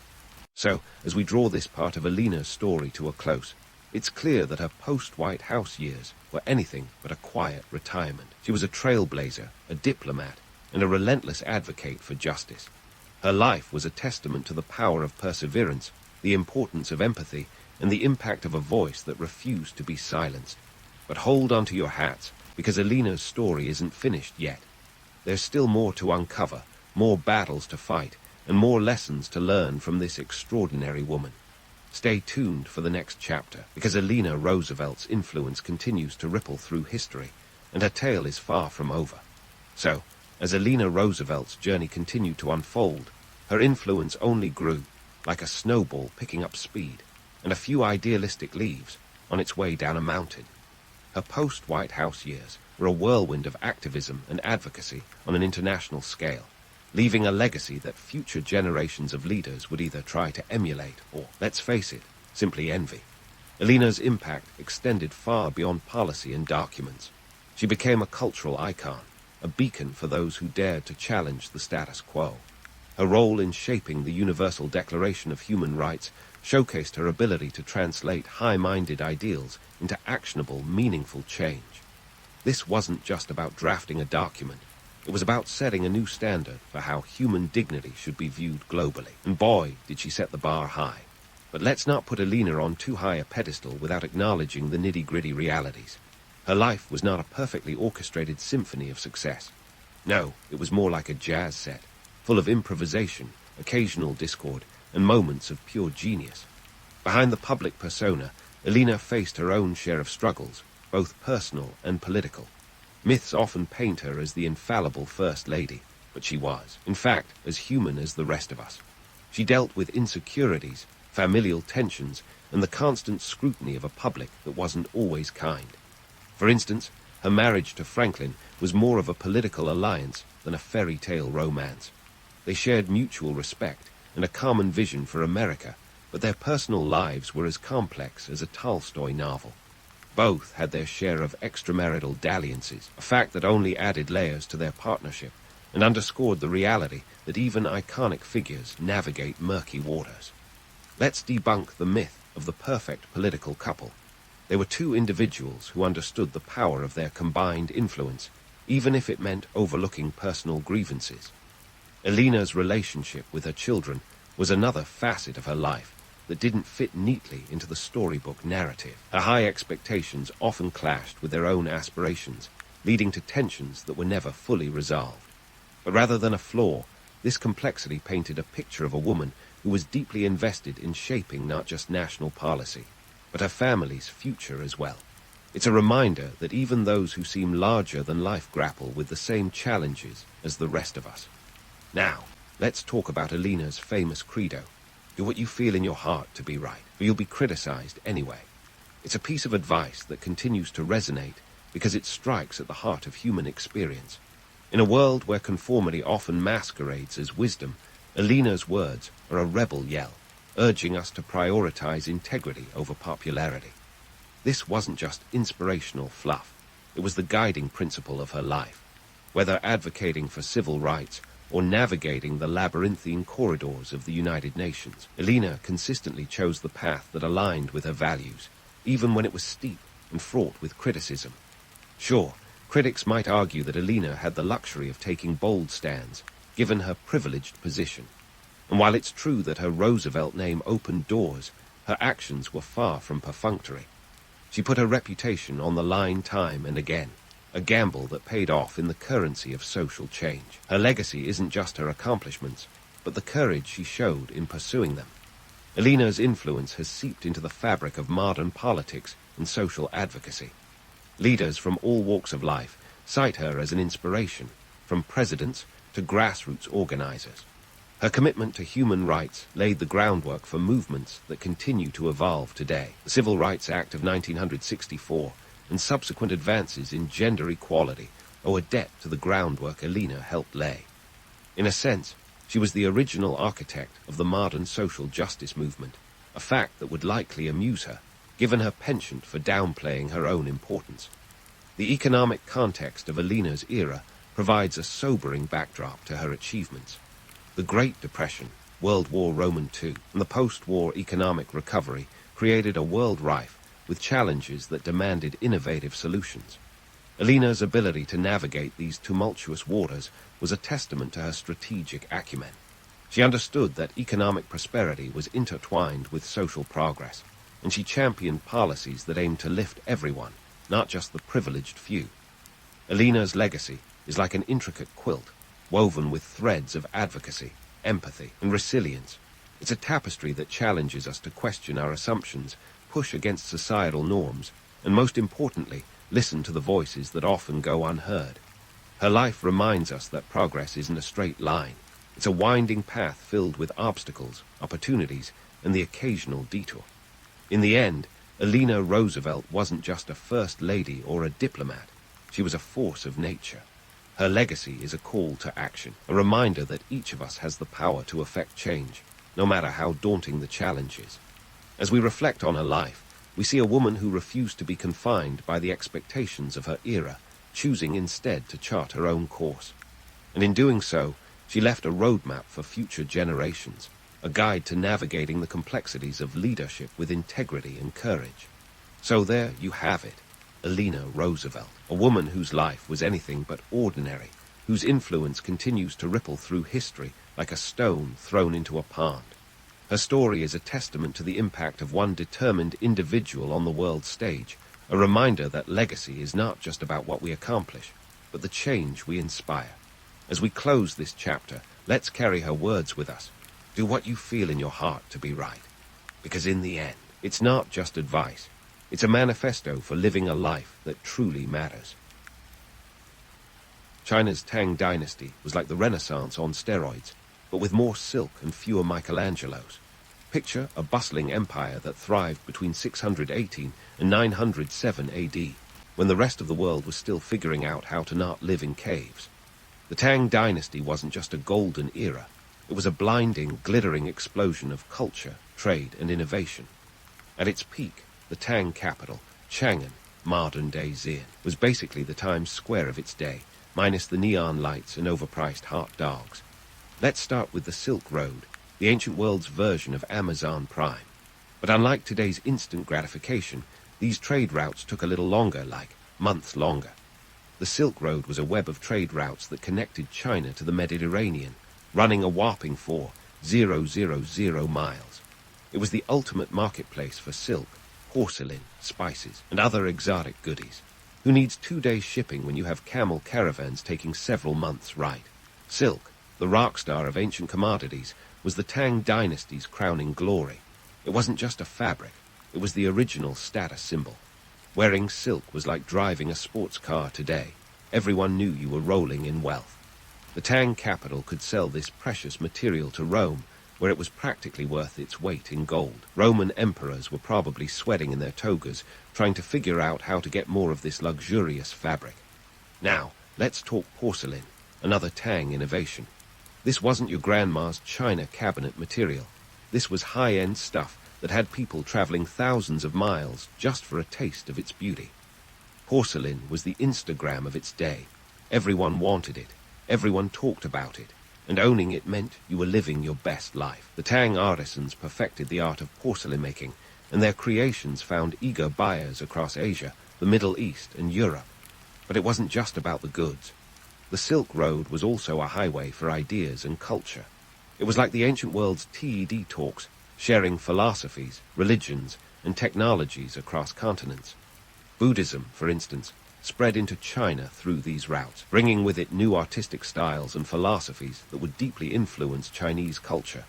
Politically, the Tang Dynasty was a juggernaut. It was a period of consolidation and expansion, thanks to savvy leadership and a merit-based bureaucracy. The Tang emperors, like Taizong and Xuanzong, were the original disruptors, mixing military prowess with a keen sense for governance. They expanded the empire's borders, reaching as far as the Aral Sea in the west and Vietnam in the south. This wasn't just empire building, this was empire with benefits, creating a melting pot of cultures that fueled the Tang's golden age. Of course, not everything was sunshine and silk. The Tang dynasty had its fair share of drama. Court intrigues, power struggles, and uprisings were as much a part of the landscape as the Great Wall itself. There was Empress Wu Zetian, the empire's first and only female emperor, whose rise to power was as controversial as it was unprecedented. She was a force to be reckoned with, ruling with an iron fist and a knack for political maneuvering that would make even Machiavelli blush. And let's not forget the Lushan Rebellion, one of the deadliest conflicts in history, which nearly brought the dynasty to its knees. Led by the rogue general Lushan in the mid-8th century, the rebellion decimated the population, with casualties estimated at a staggering 36 million. That's about the same as the current population of Canada, wiped out in a brutal civil war that lasted nearly a decade. So, what made the Tang dynasty such a cultural and economic powerhouse? It wasn't just the trade routes or the luxury goods, but the open exchange of ideas and the willingness to adapt and innovate. The Tang era was a time when poets like Lai Bai and Du Fu were crafting verses that still resonate today, when artists were pushing the boundaries of form and color, and when the empire was a beacon of cosmopolitan sophistication in a world that was, quite literally, still in the Dark Ages. In this vibrant, sprawling empire, life was as complex and varied as the silk brocades that flowed through its markets. The Tang dynasty was a kaleidoscope of human achievement, with a legacy that's woven into the very fabric of history. And just like that, the stage was set for a cultural and economic boom that would echo through the centuries, leaving an indelible mark on China and the world. Just as the Tang dynasty set the stage for a cultural and economic boom, it also rolled out a red carpet for a literary renaissance that would make even Shakespeare sit up and take notes. At the heart of this literary explosion were poets like Lai Bai and Du Fu, whose verses were the viral sensations of their day. Think of poetry during the Tang era as the tick-tock of ancient China, short, impactful, and widely shared. If you could craft a couplet that resonated, you were basically a rock star, minus the groupies and electric guitars. Lai Bai, often dubbed the immortal poet, was the ultimate literary bad boy. Born in 701 AD, he lived life with the kind of reckless abandon that would make a modern-day influencer jealous. His verses, full of whimsy and wanderlust, captured the imaginations of the elite and common folk alike. Lai Bai was known for his love of wine, and legend has it that he wrote some of his best work while 3 sheets to the wind. His poem, Drinking Alone with the Moon, wasn't just about solitude. It was a full-on love letter to the stars and his trusty goblet. If Lai Bai were alive today, he'd probably have an Instagram account full of sunset selfies and deep, wine-induced thoughts. Then there's Du Fu, the yin to Lai Bai's yang. Born in 712 AD, Du Fu's poetry was less about the carpe diem lifestyle and more about social commentary.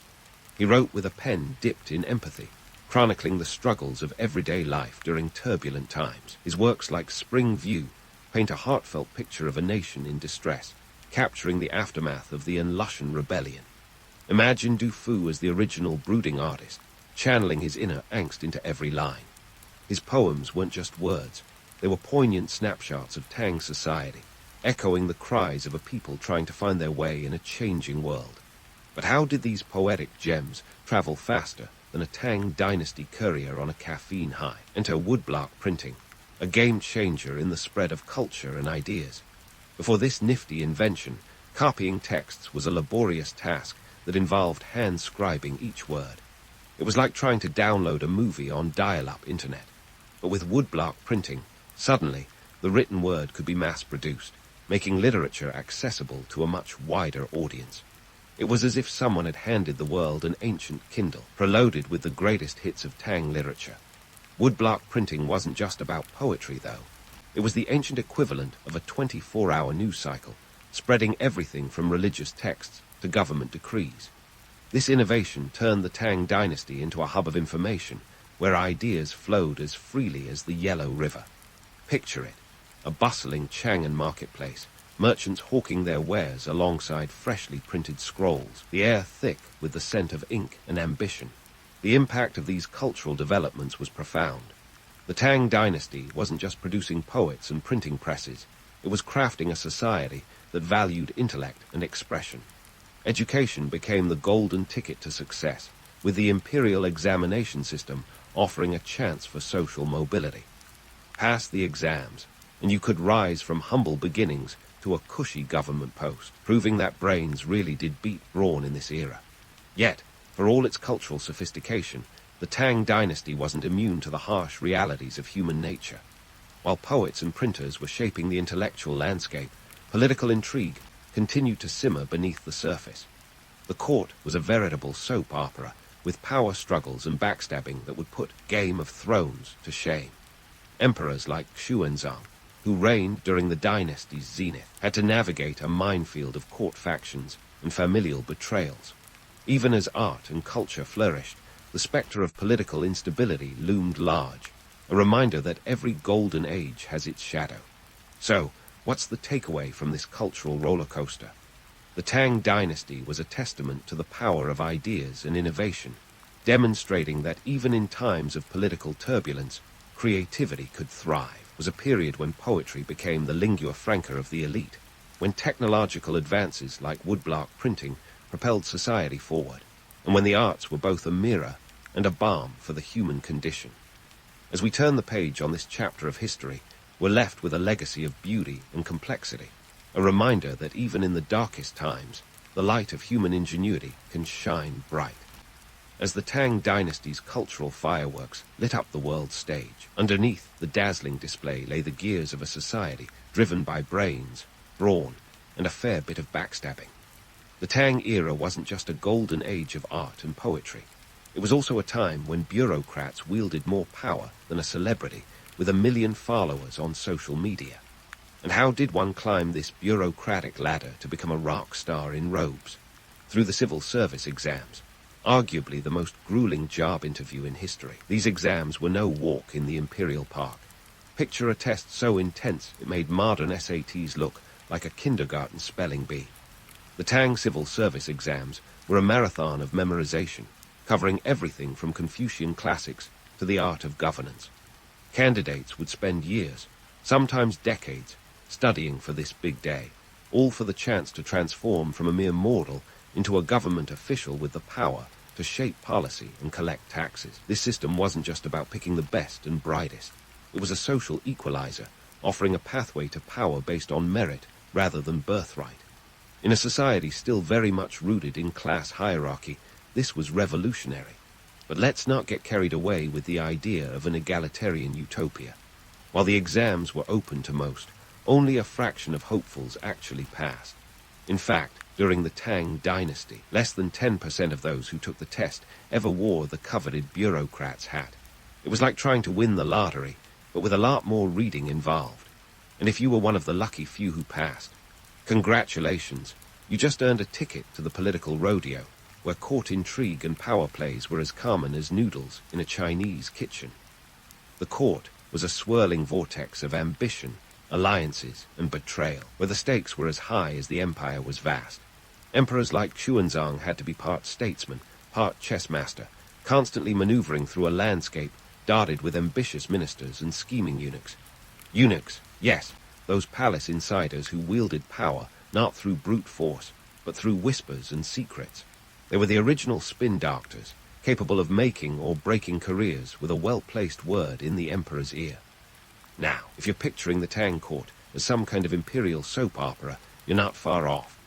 Power struggles were the order of the day, with factions forming and dissolving like alliances on a reality TV show. Even family ties weren't immune to the tug-of-war for influence. Xuanzang himself faced rebellion from within his own family, as his son, the crown prince, made a play for the throne. Imagine Thanksgiving dinner, but with more swords and less turkey. And speaking of family, let's not forget the formidable women of the Tang court, who were anything but wallflowers. Take Empress Wu Zetian, for example, an iron-willed ruler who shattered the glass ceiling with the force of a sledgehammer.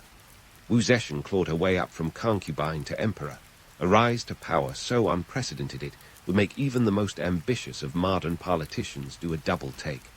She ruled with a combination of charm, cunning, and ruthlessness, steering the empire through a period of stability and prosperity. Her reign was a testament to the fact that in the Tang Dynasty, as in life, the hand that rocked the cradle could also rule an empire.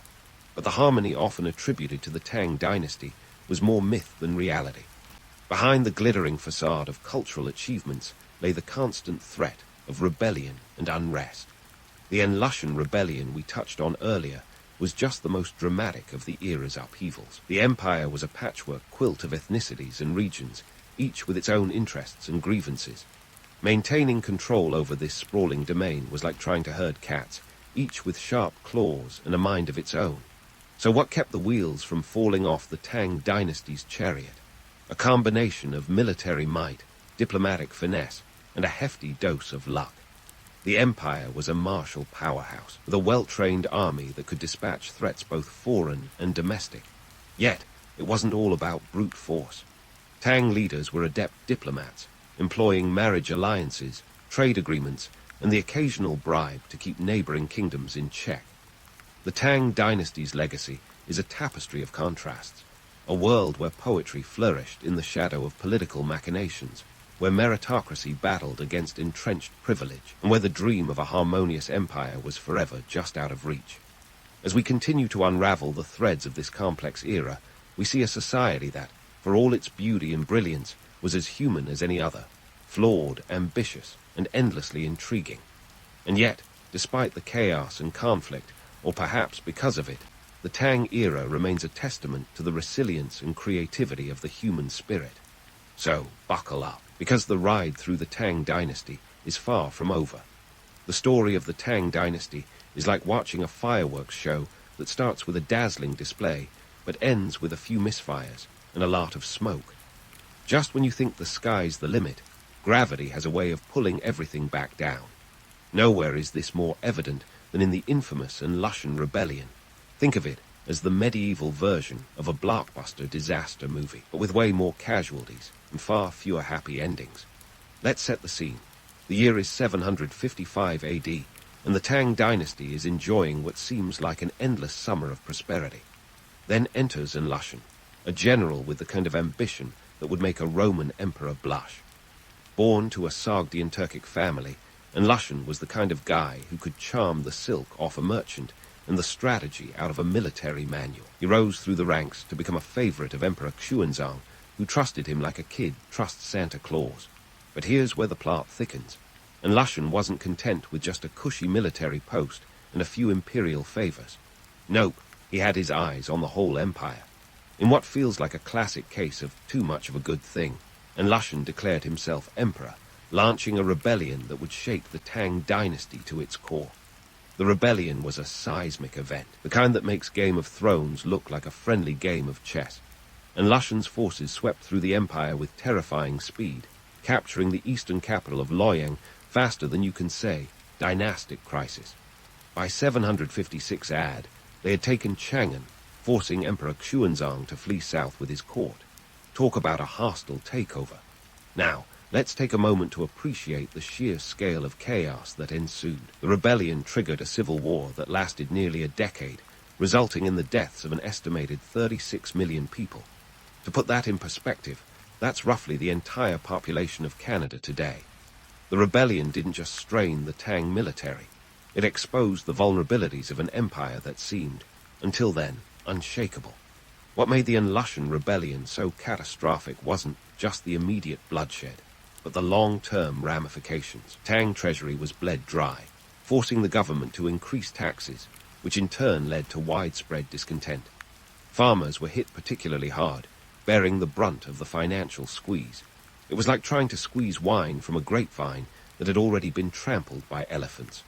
The rebellion also laid bare the fragility of the Tang political system, which had been held together by a delicate balance of military power and civil administration. When that balance tipped, it was like watching a house of cards collapse in slow motion. Enlushan's revolt exposed the empire's dependence on frontier garrisons, whose commanders wielded more power than was safe or sane.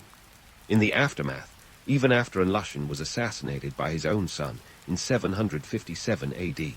Yes, the drama just keeps coming. The Tang dynasty struggled to regain its footing. The rebellion had opened Pandora's box, and the lid wasn't going back on any time soon. Regional warlords, emboldened by the chaos, began carving out their own fiefdoms, challenging the central authority of the Tang court. The empire, once a beacon of unity and strength, found itself splintering into a patchwork of semi-independent regions. It was like trying to herd a bunch of rebellious cats, each with its own agenda and sharp claws. The imperial court, meanwhile, was left juggling the responsibilities of governance with the Sisyphean task of maintaining control over a fractured land. Economic repercussions rippled through the empire like aftershocks following an earthquake. The Silk Road, that ancient superhighway of trade, was disrupted, leading to a decline in commerce that hit the Tang economy like a brick. With fewer goods flowing in and out, the empire's coffers felt the pinch, and the luxurious lifestyle of the Tang elite began to look more like a pipe dream than a reality. Meanwhile, external pressures were mounting as well. The Tang dynasty's neighbors, once kept in check by a combination of diplomatic savvy and military might, saw an opportunity to exploit the empire's weakened state. The Tibetans, Turks, and other regional powers began nibbling at the edges of Tang territory, like wolves circling a wounded stag. Yet, for all its chaos and conflict, the Enlushan rebellion also served as a stark reminder of the resilience and adaptability of the human spirit. While the empire struggled to keep its head above water, ordinary people found ways to adapt and survive. Farmers, merchants, and artisans continued to ply their trades, often finding new ways to thrive amidst the turmoil. The rebellion, then, wasn't just a story of destruction. It was a tale of survival and tenacity. It exposed the cracks in the Tang dynasty's foundation, but it also highlighted the ingenuity and determination of its people. The empire may have been teetering on the brink, but its legacy of culture and creativity continued to shine, even in the darkest of times. As the dust settled, the Tang dynasty found itself at a crossroads. Would it find a way to heal its wounds and restore its former glory, or would it continue its slow, inevitable decline? The answer, as we'll see, is a testament to the complexities of history and the enduring power of human ambition. So, stay tuned, because the story of the Tang dynasty is far from over, and there's plenty more drama to come. And so, the curtains are drawn on the Tang dynasty's golden stage, leaving behind a legacy that is as captivating as it is complex. Even as the empire began its descent, the echoes of its cultural and political brilliance resonated far beyond its borders. The Tang dynasty was like that unforgettable concert you attended. It ended, but the music lingered on, shaping the soundscape of future generations. Let's start with the neighbors, Japan, Korea, and Vietnam. The Tang dynasty's influence spread like wildfire across East Asia, leaving an indelible mark on these cultures. Take Japan, for instance, which was going through its own Nara and Heian periods. Japanese envoys returned from China with more than just silk and porcelain. They brought back the Chinese writing system, which would form the backbone of Japanese kanji. The Japanese court even modeled their own capital, Haijokayo, after Chang'an, trying to replicate the grandeur and order of the Tang capital. It was like an ancient version of Keeping Up with the Joneses, only with more calligraphy and less backyard barbecues. Korea, too, felt the gravitational pull of the Tang. The unified Silla kingdom adopted the Tang legal code, and Confucianism took root as the guiding philosophy of governance. This wasn't just a case of cultural copying. It was more like cultural synthesis, where Korean identity was enriched rather than overwhelmed. The Tang's influence was so profound that it even shaped the architecture and urban planning of Korean cities. Now, let's talk Vietnam, where the Tang had a more direct, albeit turbulent, impact. The region was incorporated into the Tang Empire as Annam, and while there were numerous rebellions against Chinese rule, the cultural exchange was undeniable. The Vietnamese absorbed elements of Chinese bureaucracy, literature, and art, creating a unique blend that would evolve into its own rich tradition. But the Tang's legacy wasn't limited to its neighbors. Future Chinese dynasties, like the Song, Yuan, and Ming, would all sip from the Tang's well of wisdom. The Song dynasty, in particular, looked back at the Tang era as a model for cultural and political rejuvenation. They embraced the meritocratic ideals of the Tang civil service exams, refining them into a system that would persist for centuries. The song poets and painters, too, drew inspiration from Tang masters, creating a cultural renaissance that was a fitting tribute to their predecessors. It's worth noting that the Tang dynasty's influence wasn't just about art and bureaucracy. It was also about the flow of ideas and philosophies. Buddhism, which had spread along the Silk Road during the Tang era, continued to flourish, deeply embedding itself into the fabric of East Asian spiritual life. The Tang's support for Buddhist monasteries allowed the religion to take root, shaping the spiritual landscape for generations. Monasteries became not just centers of worship, but hubs of education and culture. Yet, for all its achievements, the Tang dynasty was no utopia. The romanticized image of a harmonious, culturally unified empire is a tale fit for bedtime, but the reality was far grittier. Beneath the sheen of prosperity and progress lurked economic disparities, political corruption, and social strife. The Tang court, with its elaborate rituals and opulent lifestyle, was often out of touch with the common people's struggles.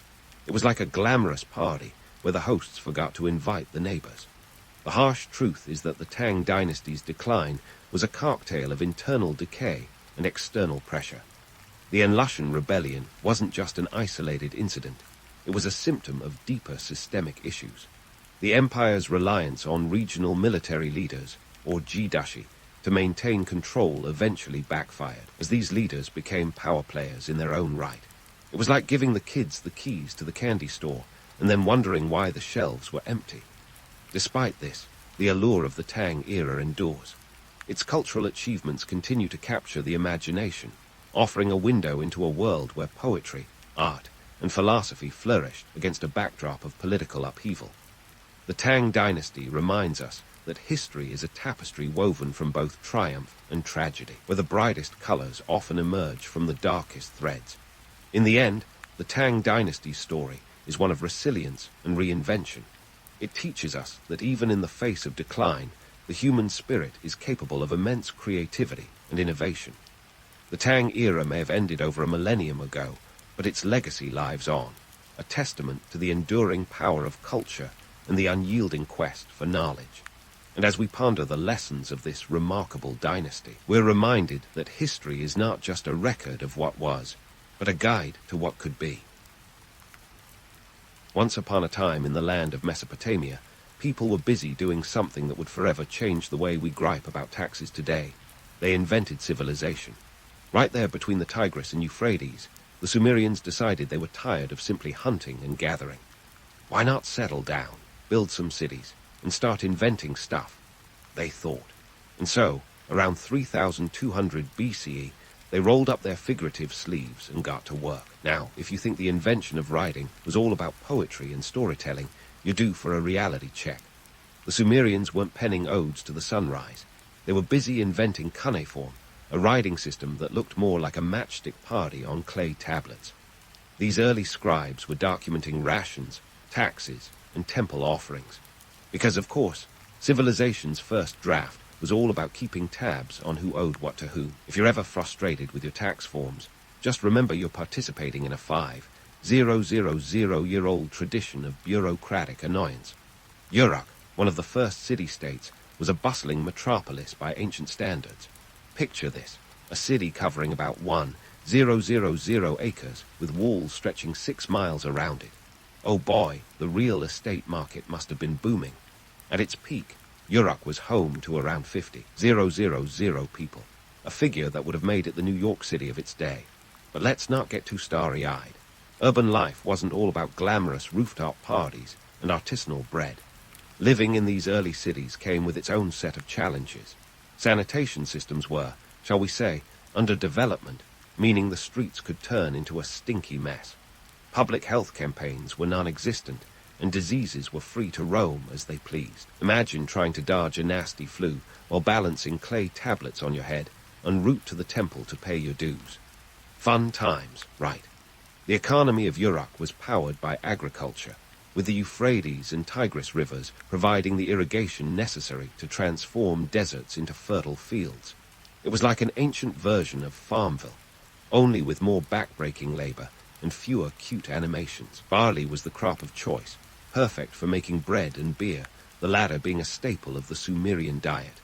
Yes, even back then, people liked to unwind with a cold one after a long day of scribbling on clay. Politically, Uruk wasn't a democracy. Sorry, no Sumerian voting booths here. Instead, it was a theocracy where the local guards had a hand in government affairs, through their earthly representatives, of course. The priest-kings ran the show, claiming divine backing for their rule. It's one way to squash dissent. Don't like my policies? Take it up with the guards. But what really kept the wheels of this early civilization turning was trade. The Sumerians were ace traders, swapping their surplus grain for wood, stone, and metals from neighboring regions. This intercity trade network was like the ancient world's Amazon Prime, minus the next-day delivery. It was more like, it'll get there when it gets there. But hey, at least they had papyrus receipts. As impressive as all this sounds, it's crucial to remember that life in Mesopotamia wasn't a continuous festival of progress. Floods, famines, and the occasional invasion by neighboring tribes were harsh reminders of nature's cruelty and human ambition. In fact, these early cities rose and fell with alarming frequency, serving as a testament to the fragile balance between innovation and chaos. So, was it all worth it? Did the inhabitants of these ancient cities feel they were living the dream? Hard to say, but one thing's for sure. When the Sumerians created writing and taxes, they laid the foundation for every civilization that followed. And if there's a lesson to be learned from them, it might just be this. Every great leap forward comes with its own set of headaches. But then again, where would we be without a little Sumerian ingenuity? While the Sumerians were scratching their heads over cuneiform and taxes, the Egyptians were busy cooking up something that would make even the most extravagant Roman emperors look like penny pinchers. Enter the old kingdom of Egypt, where pyramids were the ultimate look-at-me-now statement. We're talking about the Great Pyramid of Giza here, or as I like to call it, the original skyscraper. Built around 2580-2560 BCE, during the reign of Pharaoh Khufu, this architectural marvel was more than just a fancy tomb. It was a colossal flex of power and divine endorsement. Now, before we get into the nitty-gritty of how this whopping 481-foot-tall monument came to be, let's dispel some myths.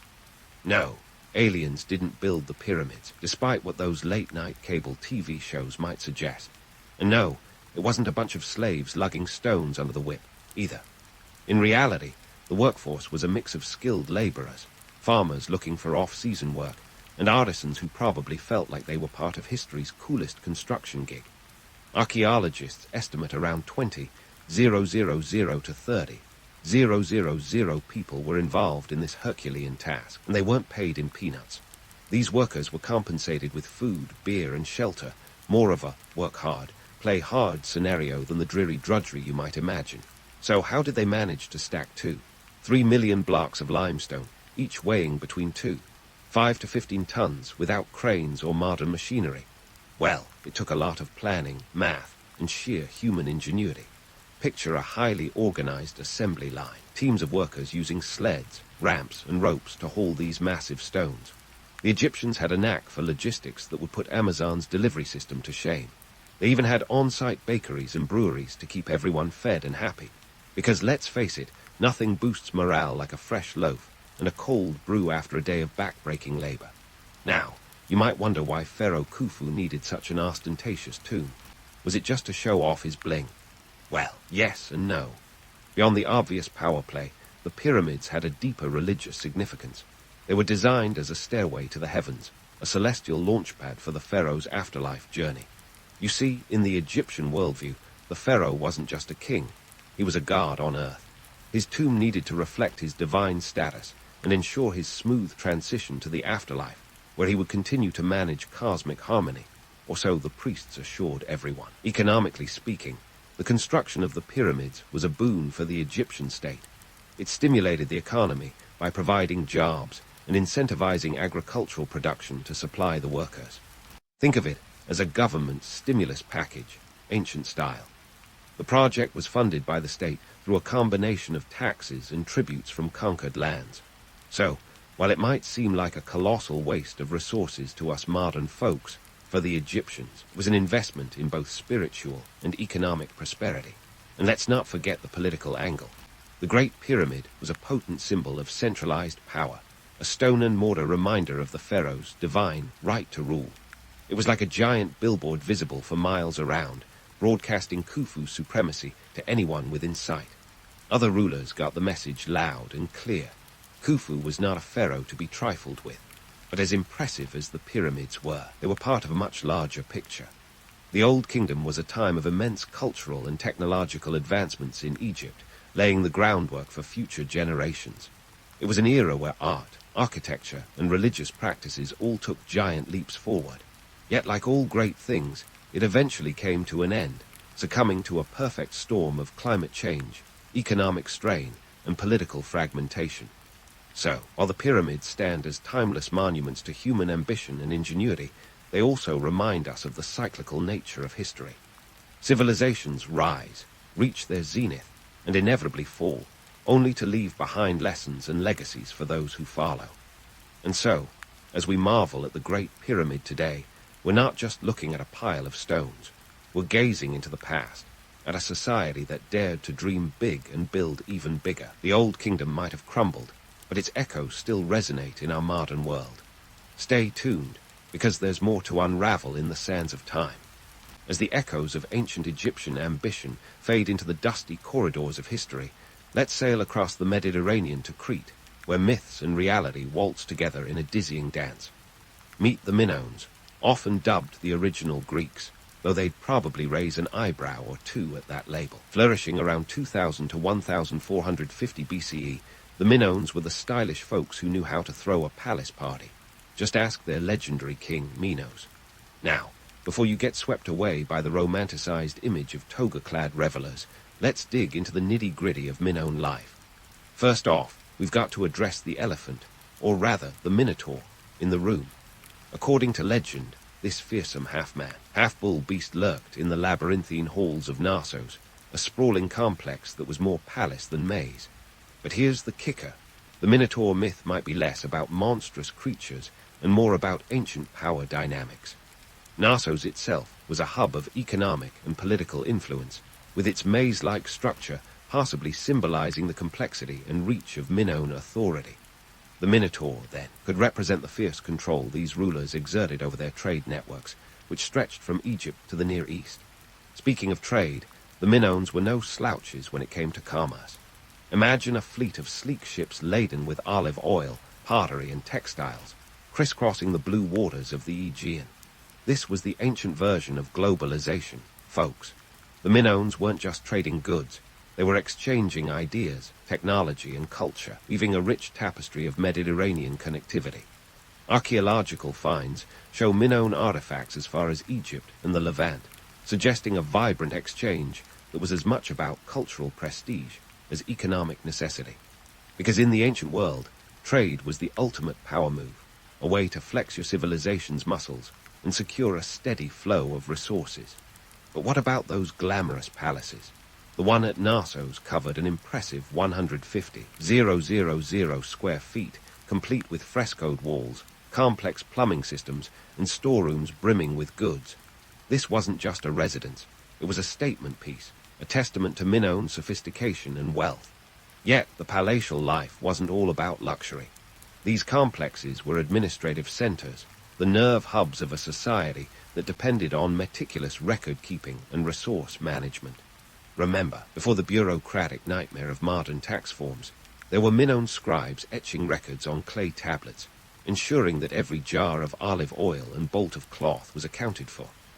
Now, let's hop over to the mainland and meet the Mycenaeans, the folks who would eventually borrow the Minoan cultural playbook and add their own militaristic flair.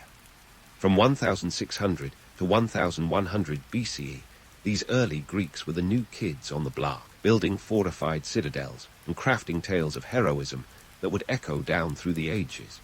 Think of Mycenae, with its imposing Lion Gate, as the original Game of Thrones castle, a place where power struggles played out both with swords and savvy diplomacy.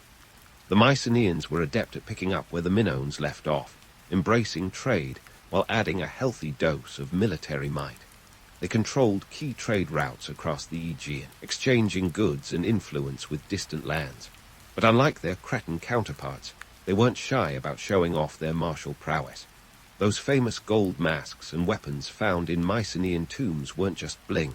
They were a message to the living and the dead. We mean business. And let's not forget the economic motivations behind the legendary Trojan War, immortalized by Homer. While the romantic notion of a conflict, sparked by love and betrayal, is appealing, the reality might have been more about controlling lucrative trade routes and asserting dominance in the region. Troy, strategically located near the entrance to the Dardanelles, was a prime target for Mycenaean ambitions. Control the gateway, and you control the flow of goods between the Aegean and Black Seas, a tempting prize for any ancient power broker. As for the myths surrounding these ancient cultures, they serve as a fascinating lens through which we can glimpse the past. The tales of gods and heroes, monsters and magic, were more than bedtime stories. They were reflections of real-world anxieties and aspirations. In a world where survival often hinged on forces beyond human control, be it the whims of the sea or the wrath of a neighboring kingdom, mythology offered a way to make sense of it all. So, while the Minoans and Mycenaeans might be shrouded in legend, their legacies are very much grounded in the realities of trade, power, and human ingenuity. These early Greeks laid the groundwork for what would become a civilization that profoundly shaped Western culture. And as we ponder their stories, we're reminded that history is not just about dates and facts. It's about the people who lived, dreamed, and dared to build a world that was as complex and captivating as any myth. Stay tuned, because the tale of the ancient Mediterranean is far from over. As we leave the mythic echoes of the Minoans and Mycenaeans behind, let's harp on our imaginary trireme and cruise over to the 5th century BCE, where Athens and Sparta are having what you might call a philosophical smackdown. Athens, the poster child for democracy, and Sparta, the no-nonsense, militaristic juggernaut, weren't just cities. They were contrasting worlds, each with its own take on what it meant to live the good life, or, in Sparta's case, the disciplined life. In Athens, democracy was all the rage, but before you envision ancient Greeks in togas casting ballots, let's clear up a few things. Their version of democracy was more like an exclusive club. Only about 30,000 of Athens's 300,000 residents had the privilege of participating. That's right. Citizenship was reserved for free men born to Athenian parents. Women, slaves, and foreigners. Sorry, folks, no political power for you. This wasn't some egalitarian utopia. It was more of a selective democracy with a hefty entrance fee, Athenian lineage. Now, let's talk economics, because the Athenian Golden Age wasn't just funded by idealism. Pericles, the man with a penchant for public works and grand visions, bankrolled Athens' splendor using the tribute from the Delian League, a coalition of Greek states originally formed to fend off Persian aggression. This wasn't a charity drive. It was more like an ancient protection racket. Pay up, and Athens would keep the Persians at bay. The funds built the Parthenon and supported philosophy's rock stars like Socrates and Plato. Sorry to burst your bubble, but this cultural bloom came with a price tag. Meanwhile, down in Sparta, life was starkly different. If Athens was the cultural hipster, Sparta was the hardcore boot camp. Spartan society revolved around the agoge, a rigorous education and training program that whipped boys into warriors by age 20. They weren't reading poetry. They were learning how to endure pain, fight, and crucially, obey. Spartan women, interestingly, had more rights than their Athenian sisters. They could own property and received physical training, preparing them to be strong mothers of strong sons. Because in Sparta, if you weren't producing warriors, what were you even doing? Sparta's economy wasn't exactly humming with complexity. They relied heavily on the labor of helots, essentially serfs bound to the land they worked. These helots outnumbered the Spartans by a staggering ratio, sometimes as much as 7-1. To keep them in check, Spartans instituted the crypteia, sort of state-sanctioned terror campaign where young Spartan males were encouraged to stealthily execute helots to prevent uprisings. So much for the romanticized image of Spartan equality and brotherhood. Politically, Sparta was a strange brew of monarchy, oligarchy, and democracy. They had 2 kings, a council of elders, and an assembly, all designed to check and balance each other. It was as if they thought, why not try everything and see what sticks? This system worked well enough to maintain internal order and project power, but it also made Spartan society rigid and resistant to change. Innovation wasn't their thing. Constancy was. And now, the big picture. Athens and Sparta didn't just coexist peacefully. Their rivalry flared into the Peloponnesian War, a 27-year slog that dragged the entire Greek world into chaos. Athens had naval dominance, thanks to its formidable fleet and those Delian League contributions, while Sparta excelled on land. Their hoplites feared across the Greek states. This war wasn't just a clash of arms. It was a collision of ideologies. Democracy versus oligarchy, cultural flourish versus military might. A philosophical battle fought with real blood and lives. Spoiler alert. Neither side won a definitive victory. Instead, they managed to weaken each other, leaving Greece vulnerable to future invaders. But that's a story for another day. The war taught a hard lesson about the limits of power and the costs of hubris. Athens's democracy, for all its flaws, inspired political thought for millennia, while Sparta's austere legacy influenced military doctrines well beyond its time. Yet, both were reminders that even the greatest civilizations can stumble when they forget that strength isn't just in numbers or arms, but in the ability to adapt and innovate.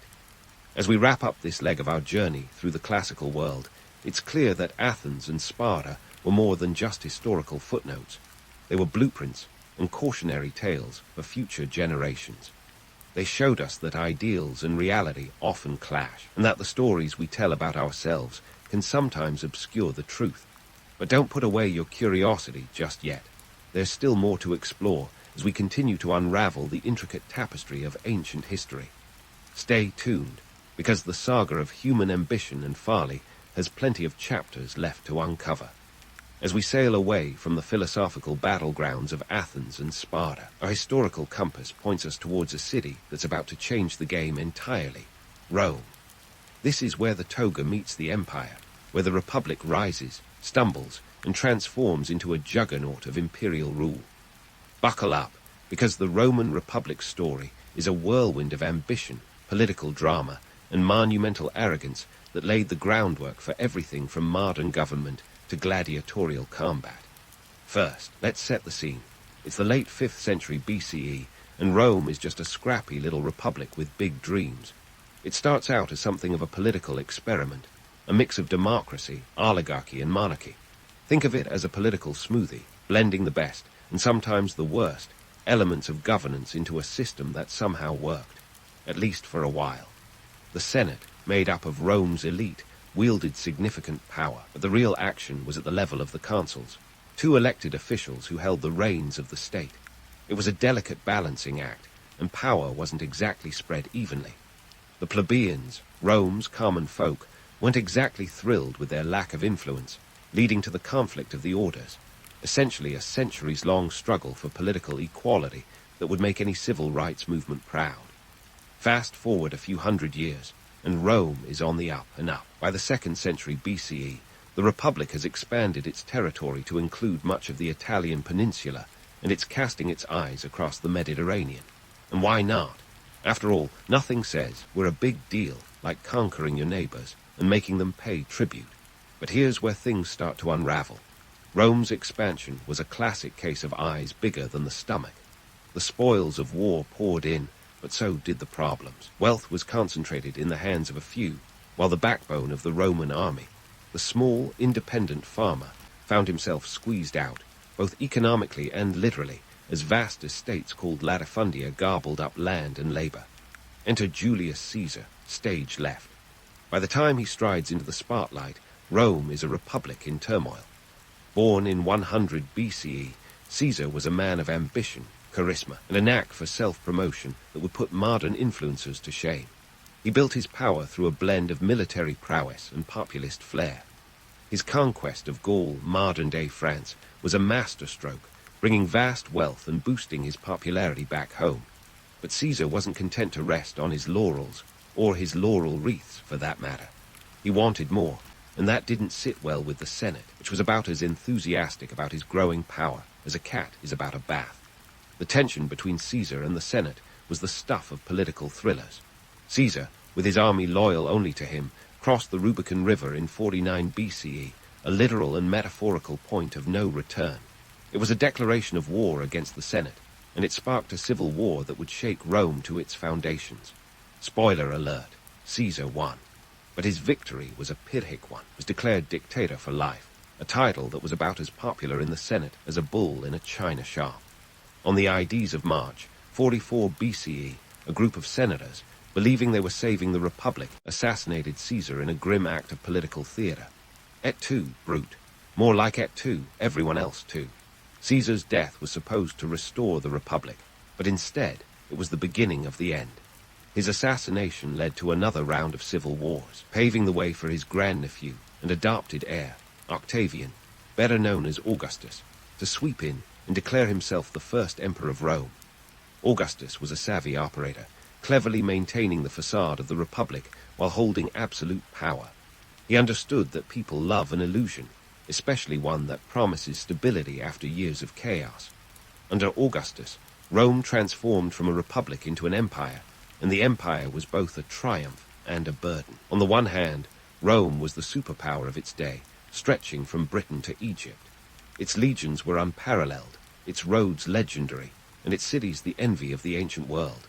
On the other hand, ruling such a vast territory was like trying to juggle flaming swords. One misstep, and everything could come crashing down. The costs of maintaining the empire were astronomical, and taxation was a constant thorn in the side of Roman citizens. Meanwhile, the emperors who followed Augustus ranged from the competent to the completely bonkers. Looking at you, Caligula and Nero. The empire's love for spectacle was legendary, too. Gladiatorial games, chariot races, and theatrical performances served as both entertainment and a tool for social control. Bread and circuses, as the saying goes, were the government's way of keeping the populace happy and distracted from the political machinations behind the scenes. Beneath the glittering veneer of imperial Rome lay the harsh realities of imperial rule. Slavery was rampant, the economy was precarious, and the political system was rife with corruption and intrigue. Yet, despite its flaws, the Roman Empire left a legacy that would shape the world for millennia. Its laws, architecture, and culture influenced everything from the Renaissance to the modern age. The Latin language evolved into the Romance languages spoken by millions today, and Roman innovations in engineering and governance laid the foundation for the future. But perhaps the most enduring lesson of Rome is a reminder of the cyclical nature of power. Like every great civilization before and after it, Rome rose, reached its zenith, and ultimately fell, not with a bang, but with a slow, inexorable decline. By the time the Western Roman Empire officially fell in 476 CE, it was a shadow of its former self, beset by internal strife and external pressures. As we wrap up our journey through the annals of ancient history, it's clear that the past is more than just a collection of dates and events. It's a tapestry woven with the stories of people who dared to dream, to build, and to shape the world around them. From the scribes of Sumer to the builders of pyramids, from the traders of Minoan Crete to the warriors of Sparta, and finally to the architects of Rome's vast empire. These ancient peoples laid the groundwork for everything that followed.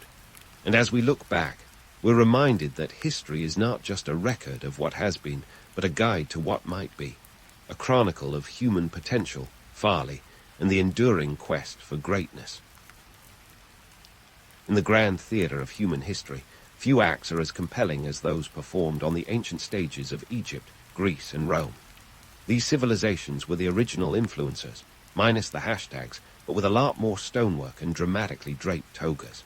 Let's start with Egypt, the land of pyramids and pharaohs, where the Great Pyramid of Giza still stands, defying both time and gravity. Built with approximately 3 million limestone blocks, each weighing as much as 2 average cars, this ancient feat is a testament to human determination, or perhaps just a really intense team-building exercise. Now, you might think the pyramids were built by slaves, whipped into submission under the blazing sun. Hollywood loves that story, but the truth is more nuanced. Recent evidence suggests that the laborers were actually well-fed workers, who'd probably have their own craft beer company today. They were skilled laborers, not the starved slaves we've been led to imagine. Their gig came with a side of decent housing and even health care, making it an ancient version of a strong workers' union, minus the sponsored lunch breaks. Moving on to Greece, the birthplace of democracy, philosophy, and of course, drama. The Greeks had a knack for storytelling that makes our Netflix binges look like light reading. They worshipped a pantheon of 12 Olympian gods, each with their own quirks and questionable ethics. Zeus, the king of the gods, had more affairs than a soap opera character, while Athena was the goddess of wisdom, war, and perhaps the original multitasker. These gods were basically the dysfunctional family we all secretly love, with powers that could make or break your day. But let's get real about Greek life. The democracy they invented, it was more like a members-only club. Women, slaves, and foreigners need not apply. Out of the entire population, only about 30,000 free male citizens had a say in the politics of Athens, a city of some 300,000 souls. So, while the idea of democracy was groundbreaking, it was definitely in beta testing mode. And then there's Rome, the ultimate empire, which stretched its influence across continents for about 500 years. Rome was the original multinational corporation, except instead of board meetings, they had gladiatorial games. These games weren't just about entertainment. They were a political tool, a way to keep the masses happy and distracted. Bread and circuses, as they say. But the reality was far from the romanticized epic battles seen in movies. Gladiators were often slaves or condemned criminals fighting for survival, not glory. They were more like the ancient world's version of reality TV stars, living on the edge for the amusement of the masses. Now, let's tackle one of history's most enduring myths, the legendary beauty of Cleopatra. Contrary to popular belief, Cleopatra wasn't just a pretty face. She was a shrewd political operator. Coins from her reign show a woman with sharp features, a strong nose, and a determined chin. Her power lay not in her looks, but in her mind. She spoke at least 9 languages, and was versed in mathematics, philosophy, and astronomy.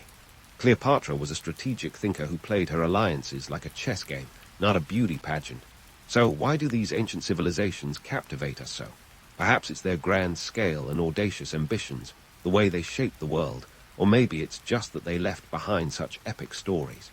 Whatever the reason, their legacies continue to echo through time, a reminder of both human brilliance and folly. As we delve deeper into their histories, it's clear that while their myths are alluring, the true stories are even more fascinating. Those ancient civilizations, full of grandeur and ambition. But let's not forget they were also built on a foundation of cold, hard cash. Or rather, resources that were as good as cash. Take Rome, for example. The city of 7 hills and infinite appetites needed a whopping 200,000 tons of grain every year just to keep its citizens from revolting. Imagine the logistics. That's more grain than your local health store could dream of selling, enough to feed a city of 1 million people. This was an ancient food pyramid scheme of epic proportions, where the grain flowed in from Egypt, the breadbasket of the empire. If Rome was the heart of the empire, Egypt was its stomach, making it an indispensable part of the Roman economic machine. The real kicker, this staggering amount of grain was transported across the Mediterranean on ships that were essentially floating granaries. The Roman Empire had mastered the art of logistics long before Amazon Prime made it cool. But unlike your next-day delivery, these ancient shipments were at the mercy of the sea guards, with storms and pirates lurking around every corner. And yet, they managed to keep the grain coming, because the alternative was a hungry populace, and a hungry populace is never a happy one. Now, let's shift gears and talk about the Silk Road, the 4,000-mile highway of trade and culture that connected the West to the East. This wasn't just a road. It was the world's first global marketplace, where silk, spices, and precious gems were traded like baseball cards. The Silk Road was less about the romantic image of solitary caravans, and more about a bustling network of traders, merchants, and yes, even thieves. The allure of silk was so strong that the Romans called it sericum, and they were willing to pay a premium for these luxurious threads. We're talking about an economy where silk was worth its weight in gold, literally. However, the reality of the Silk Road was less glamorous. It was a tough, dusty slog through deserts and mountains, complete with the threat of bandits, and the challenge of dealing with diverse cultures and languages. Plus, the goods changed hands so many times that by the time a Roman noble draped himself in the latest Chinese silk, it had already passed through more checkpoints than a seasoned traveler's passport. Speaking of the realities behind the romance, let's talk about the dirty little secret of ancient economies: slavery. Slavery was the invisible hand that kept economic powerhouses like Athens and Carthage churning. In Athens, the so-called cradle of democracy, nearly one-third of the population were slaves. These weren't just household servants. They were miners, builders, and factory workers, essentially the backbone of the Athenian economy. It's one thing to wax poetic about the glories of Greek philosophy and theatre, but it's another to confront the fact that these achievements were built on the backs of people who never had a say in their own destinies. Carthage, that great Phoenician trading empire, was no different. They were master traders, yes, but they also dealt heavily in human cargo. Slaves were as much a part of Carthaginian trade as the purple dye they were famous for. The irony: this dye, made from the murex snail, was so precious that it became a symbol of royalty. So, while the elite draped themselves in royal purple, the very fabric of that society was woven through with the toil of slaves. In the end, these ancient economies were complex beasts, fueled by both innovation and exploitation. They remind us that history isn't just a tale of heroes and villains. It's a story of humans striving, often at the expense of others. As we dig deeper into these civilizations, it's clear that the myths we've inherited are just the surface. Beneath them lie stories of power and survival, of ambition and greed. So, as we continue this journey through the annals of history, let's keep our eyes open to both the glamour and the grit. The truth, after all, is where the real stories lie. And so we find ourselves diving into the murky waters of ancient political intrigue, where the stakes were high and the knives were sharp, literally. Let's start with Athens, that beacon of democracy which, if we're honest, was about as democratic as a country club in the Hamptons. The political landscape of Athens was a bit like a reality show, complete with alliances, betrayals, and the occasional exile. Imagine Survivor, but instead of being voted off the island, you could be ostracized from the entire city for 10 years. Talk about harsh penalties for losing popularity. The Athenian democracy was a radical idea, but it had its limitations. Only about 15% of the population had the right to vote, and those were free men, not women, slaves, or medics, foreign residents. The famous statesman Pericles, who led Athens during its golden age in the 5th century BC, was a master of persuasion and public speaking. He could hold an audience like a rock star, swaying the assembly with his vision of Athenian greatness. But let's not forget, even he had to navigate the treacherous waters of political rivalries, where friends could become foes with the flip of a drachma. Meanwhile, in Sparta, things were a touch more austere. Sparta was like the military academy of ancient Greece, where the phrase tough love took on a whole new meaning. Governed by a dual kingship and a council of elders known as the Gerousia, Sparta's political system was a strange mix of monarchy, oligarchy, and a dash of democracy thrown in for good measure. The real power, however, lay in the hands of the ephors, a group of 5 officials elected annually who could overrule even the kings. Imagine the tension at their weekly meetings, like a corporate boardroom where the CEO was constantly worried about being overthrown by middle management. While Athens was busy debating the finer points of philosophy and democracy, the Spartans were training for war. Every male citizen was a soldier, starting their military training at the tender age of 7. The Spartan way was simple: conquer or be conquered. This focus on military prowess meant that their political maneuvering often involved swords rather than silver tongues. Yet, even in this harsh environment, there was room for some political backstabbing, Spartan style. Alliances were formed and broken with the precision of a Spartan phalanx, and the Peloponnesian War was as much a war of politics as it was of spears and shields. And then there's Rome, the political powerhouse that played the long game. Rome was the embodiment of imperial ambition, expanding its influence through a combination of military might and shrewd diplomacy. The Roman Republic was a complex beast, with a system designed to prevent any one man from gaining too much power. The Senate was the heart of Roman politics, a prestigious body where old money families squabbled over everything from military campaigns to public works, all while keeping a wary eye on the populists who threatened their grip on power. Julius Caesar, the man who would eventually bring the Republic to its knees, was the ultimate political operator. He was like the Frank Underwood of ancient Rome, charming and ruthless in equal measure. His crossing of the Rubicon in 49 BC was the ancient equivalent of pushing all your chips to the center of the table, signaling the start of a civil war that would change the course of Roman history. Caesar's assassination on the Ides of March in 44 BC was less about the betrayal of a friend and more about a desperate attempt to preserve the crumbling republic. Et tu, Brute. More like Et tu, Senate. The political drama of ancient Rome didn't end with Caesar.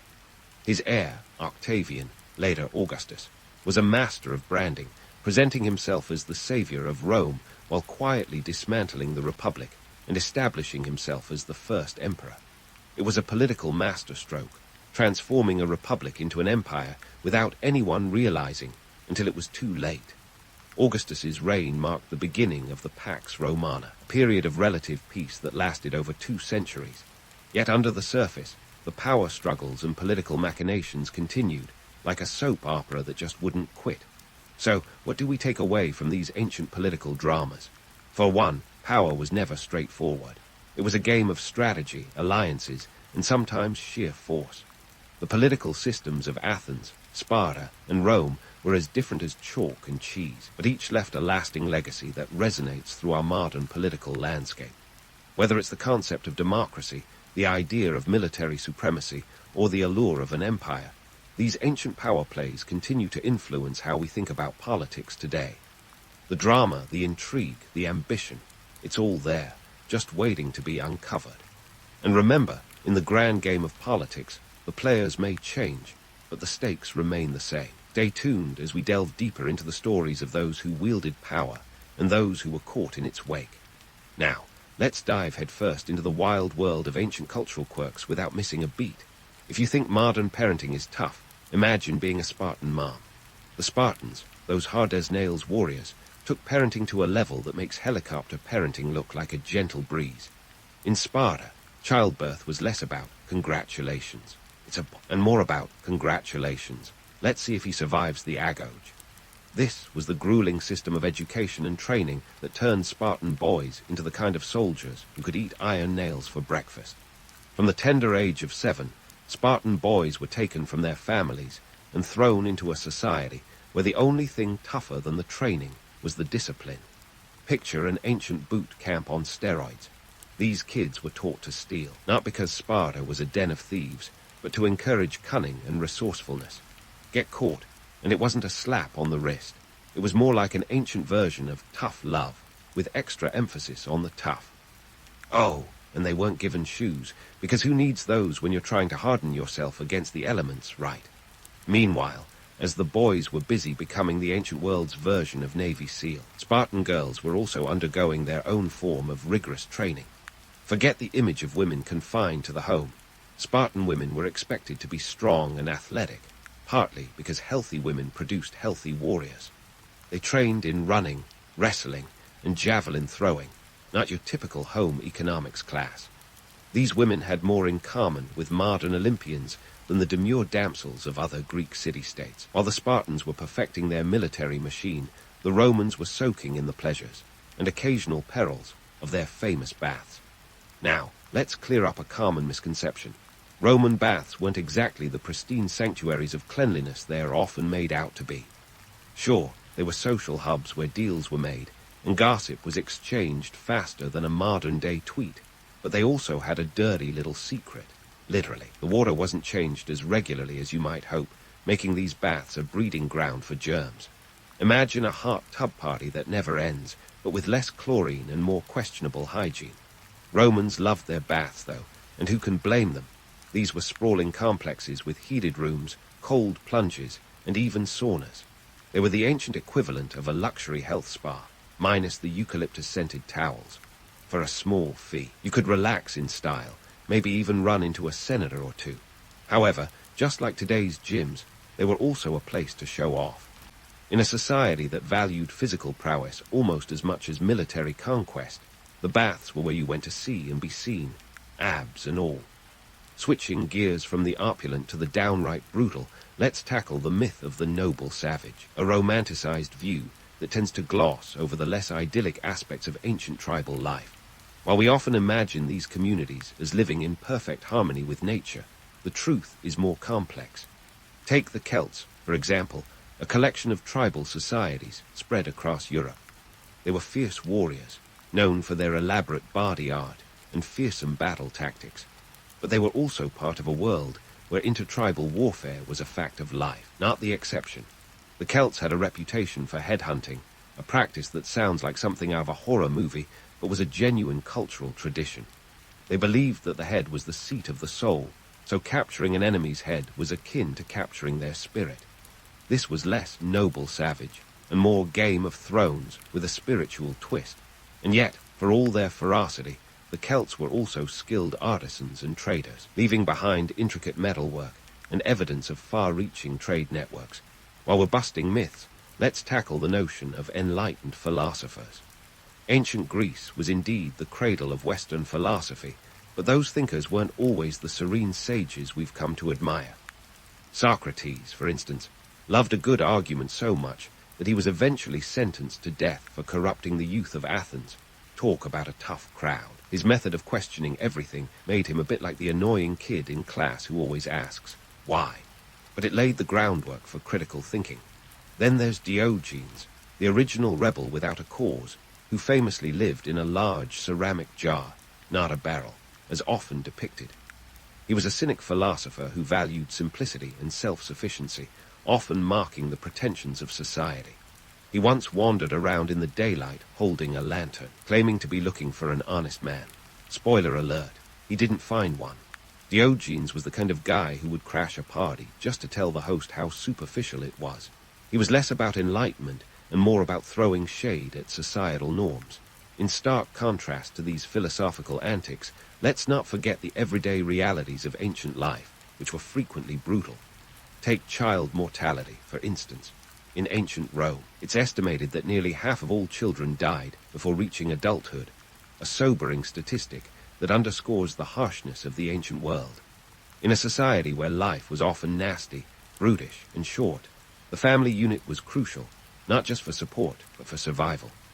The ancient world was a tapestry of contradictions, where opulence and squalor rubbed shoulders, and where the pursuit of glory often walked hand in hand with the specter of death. These civilizations may have left behind grand stories and awe-inspiring ruins, but they were also built on the sweat and blood of everyday people navigating a world that was as unforgiving as it was fascinating. As we continue to unravel the tales of these ancient societies, it's clear that while their myths offer a glimpse into their ideals, the reality was far more nuanced and often far grittier.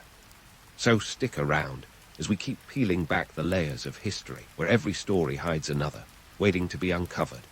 As we continue to unravel the tales of these ancient societies, it's clear that while their myths offer a glimpse into their ideals, the reality was far more nuanced and often far grittier.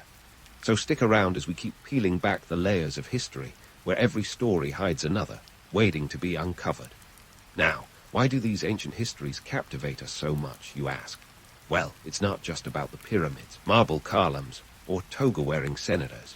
It's about the echoes of their grand experiments in governance, architecture, and social organization that still ripple through our modern world like the aftershocks of a seismic event. Take the legal systems, for example. The Romans were pioneering bureaucrats who loved nothing more than a good set of rules.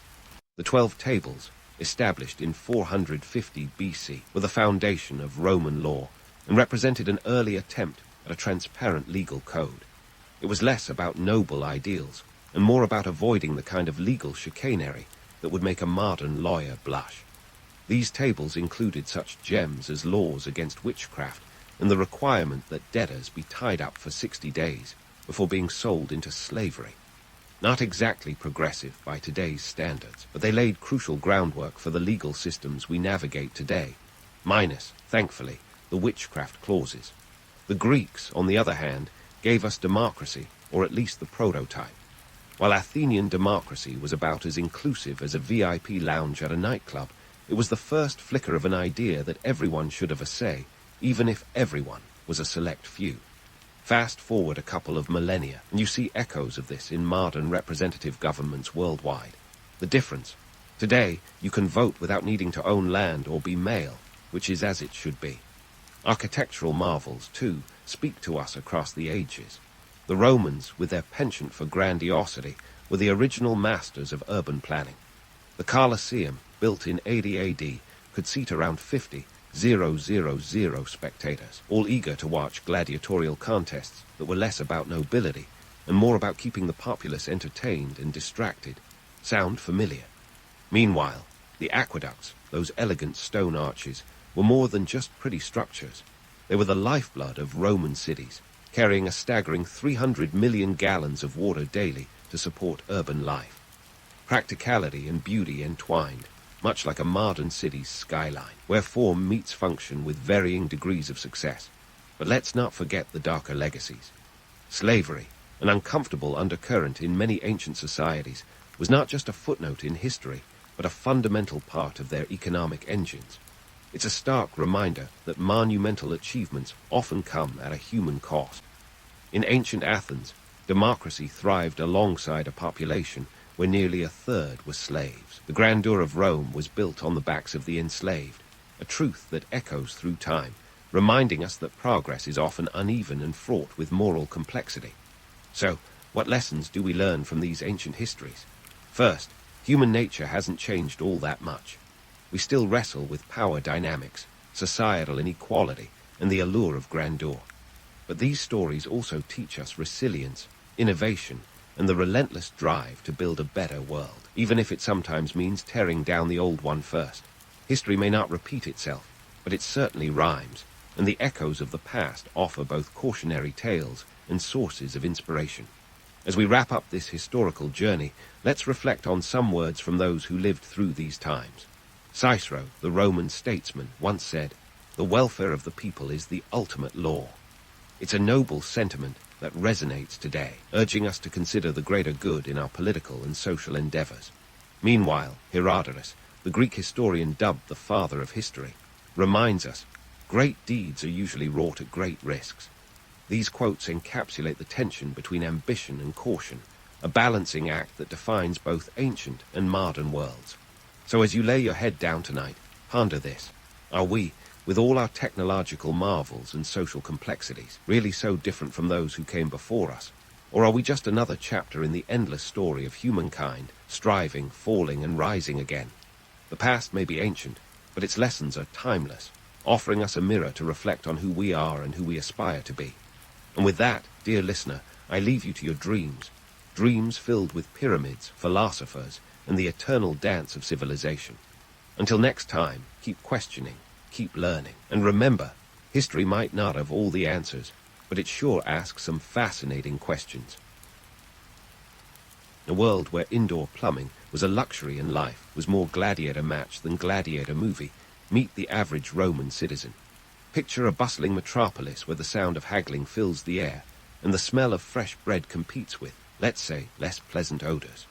Welcome to Rome, where daily life wasn't exactly a stroll down a marble-floored forum, despite what Hollywood might have you believe. Let's talk lira, or rather, sestertii. The average Roman citizen, a plebeian, not to be confused with the toga-clad senators, had to be a financial acrobat to make ends meet. A loaf of bread might set you back around 2 asses, and if you're scratching your head at the sound of that, you wouldn't be alone. The ass was a Roman coin, not a piece of livestock. With a daily wage of perhaps a few sestertii for a laborer, you'd best believe that every trip to the market was a delicate balance between necessity and the occasional luxury of a fish, sauce known as garum. Think of it as the ancient world's answer to hot sauce, ubiquitous and a little mysterious in origin. But it wasn't all about food. Romans were a people on the move. While they didn't have the luxury of an Uber to zip them through the Appian Way, they did boast an impressive network of roads stretching over 50,000 miles. That's enough to circle the earth twice. Trade was the engine of the Roman economy, and the distances people traveled for business were no joke.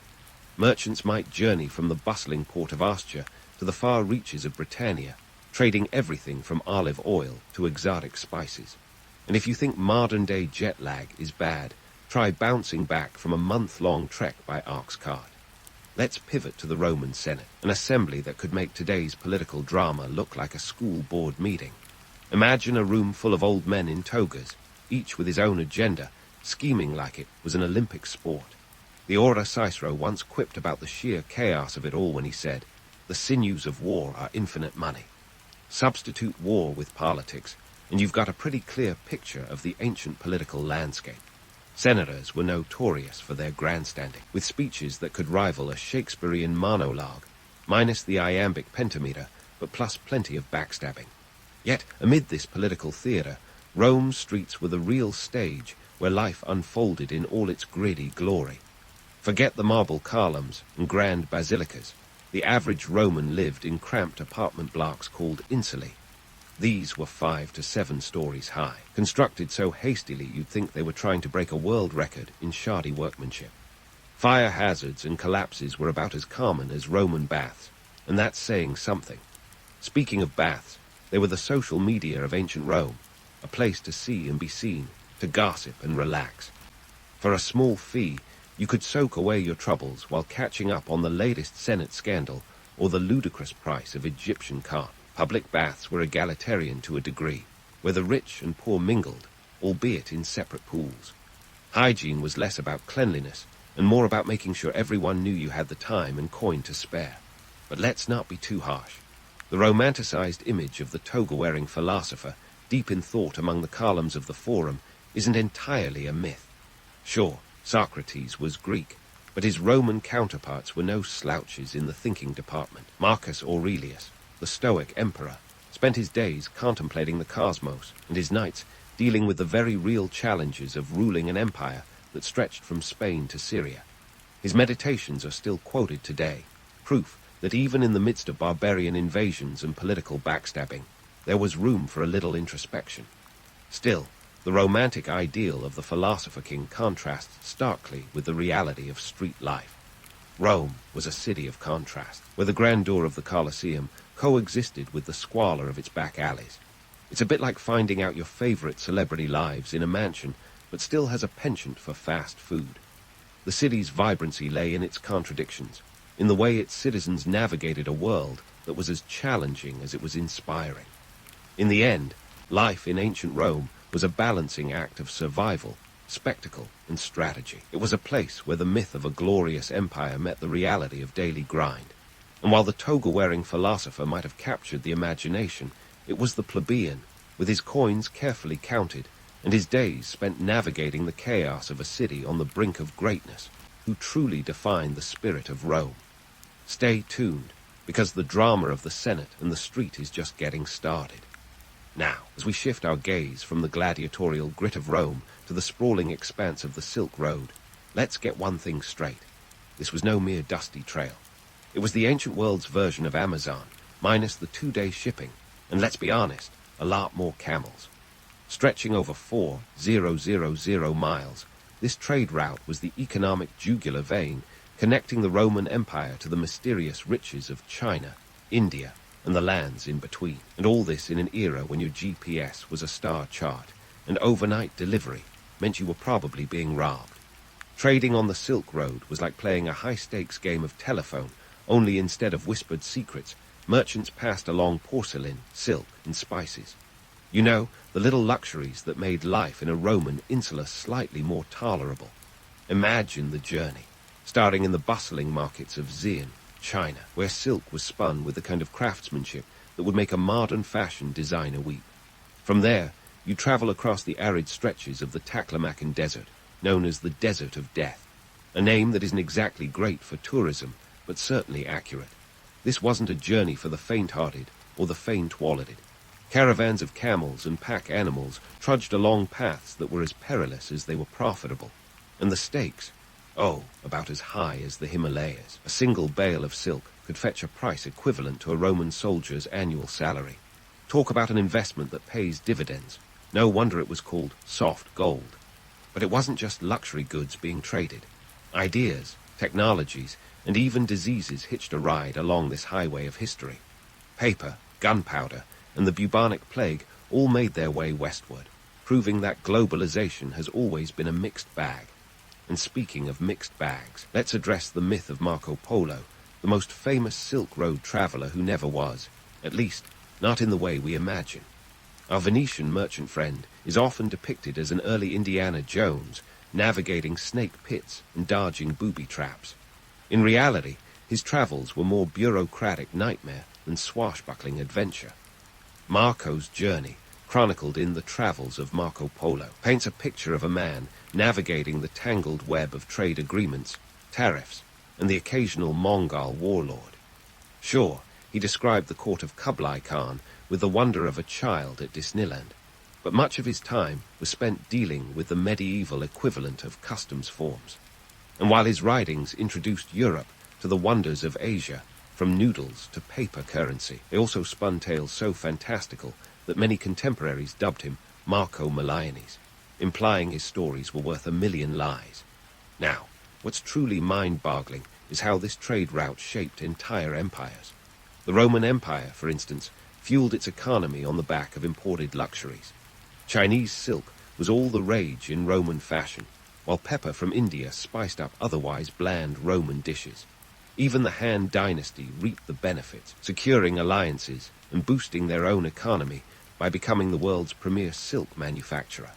It was a globalized economy before the term even existed, with each region playing its part like a well-rehearsed orchestra, minus the conductor and with a few more robber bands. Political alliances were forged and broken over the Silk Road's treasures. The Parthians, sitting smack dab in the middle of this superhighway, wielded their geographical advantage like a kid with a magnifying glass over an anthill. They acted as middlemen, jacking up prices and controlling the flow of goods, much to the chagrin of both Rome and the Han Dynasty. It was a delicate balance of power, with each empire playing a game of chess over caravan routes and trade tariffs. Despite its romantic allure, the Silk Road was a logistical headache that could make an accountant cry. Imagine coordinating a trade agreement that spanned multiple languages, currencies, and climates. It wasn't just about swapping silk for silver. It was about navigating a labyrinth of taxes, tolls, and territorial disputes. Merchants had to be part diplomat, part economist, and full-time negotiator.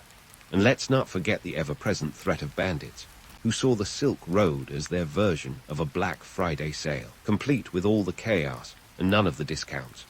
In the end, the Silk Road was less a single path and more a sprawling network of trade routes, a testament to humanity's insatiable desire for connection and commerce. It's a tale of ambition and adventure, yes, but also one of endurance and ingenuity.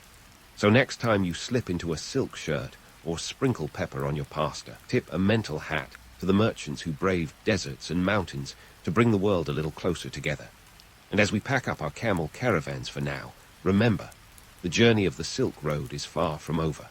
We've only just begun to unravel its tapestry of tales.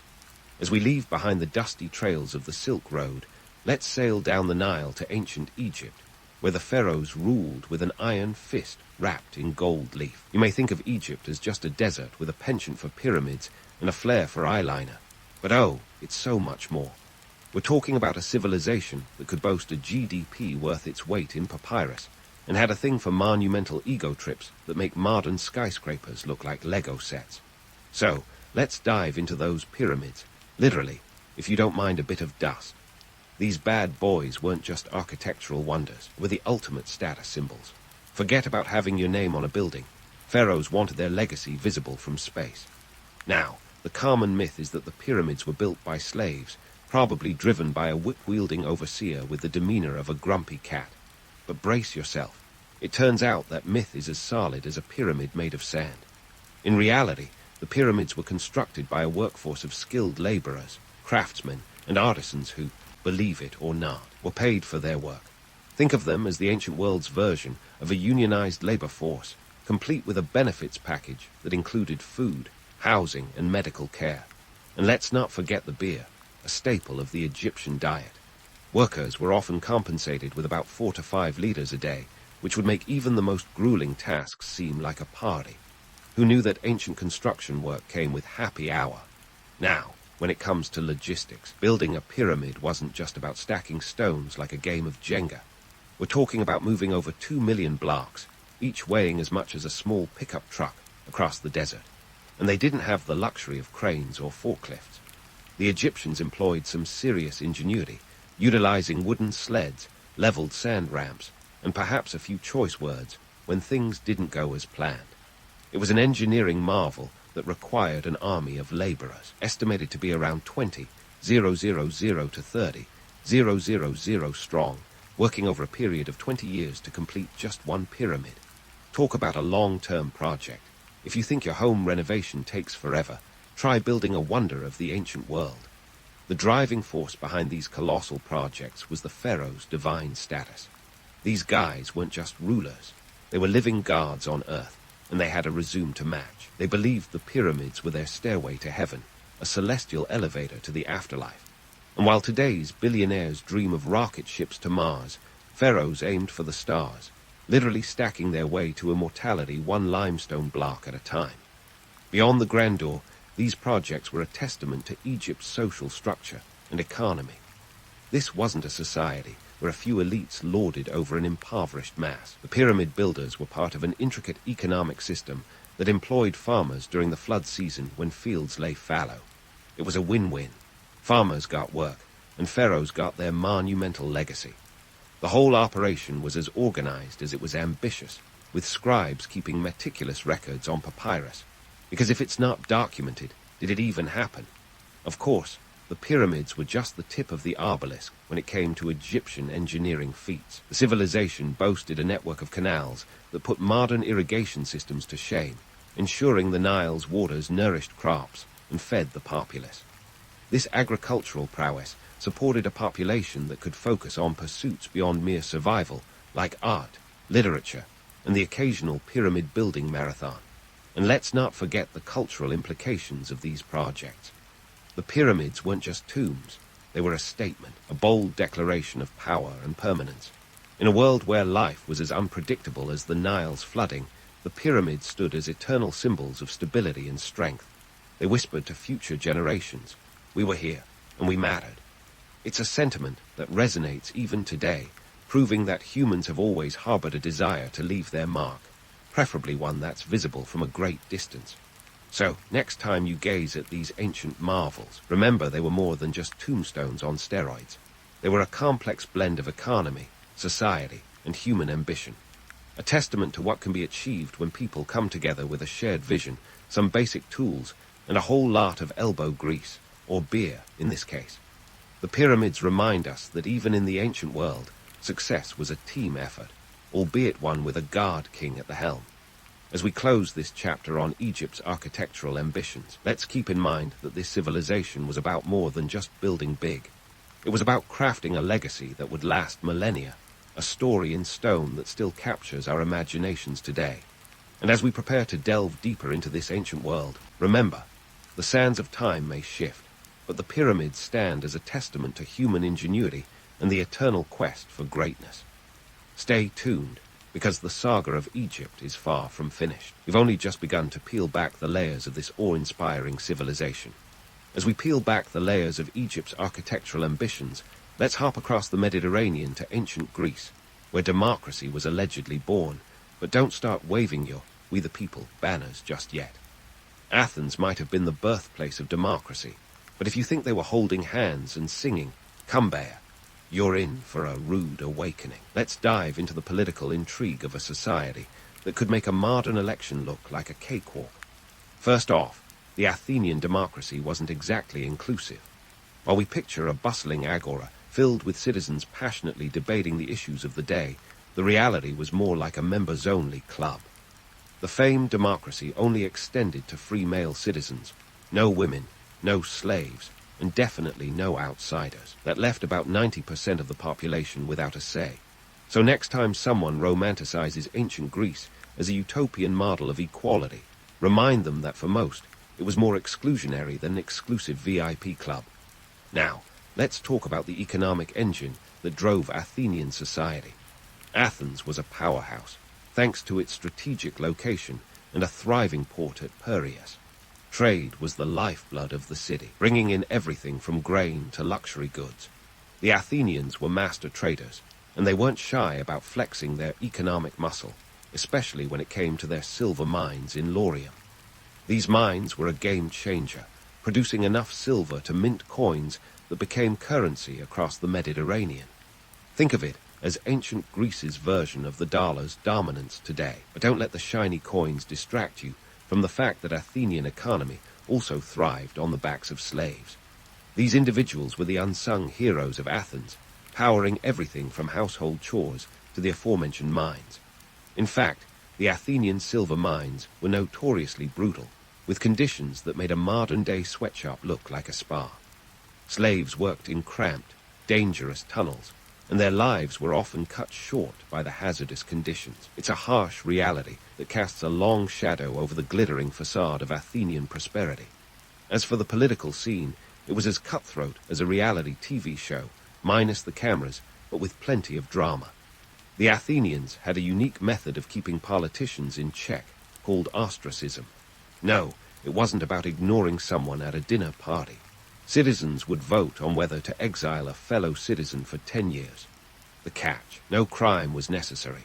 Just being too popular or powerful could earn you a one-way ticket out of town. Imagine getting booted from your city just for being too charismatic. It's like being voted off the island, ancient Greek style. Public debates were the bread and butter of Athenian democracy, with the Phoenix Hill serving as the original debate stage. Anyone who was someone, or at least thought they were, could stand before the assembly and make their case. These debates were less about finding truth and more about rhetoric and persuasion. Picture a political debate today, but with togas and a lot more shouting. It was the birthplace of what we now call the Socratic method, where questions beget more questions, not answers, kind of like a philosophical hydra. Speaking of Socrates, he was the ultimate gadfly, buzzing around Athens and challenging the status quo. His dialogues were like the original Twitter threads, sparking debate and controversy. But unlike today's trolls, Socrates didn't hide behind a screen. He confronted his interlocutors head-on, forcing them to confront uncomfortable truths.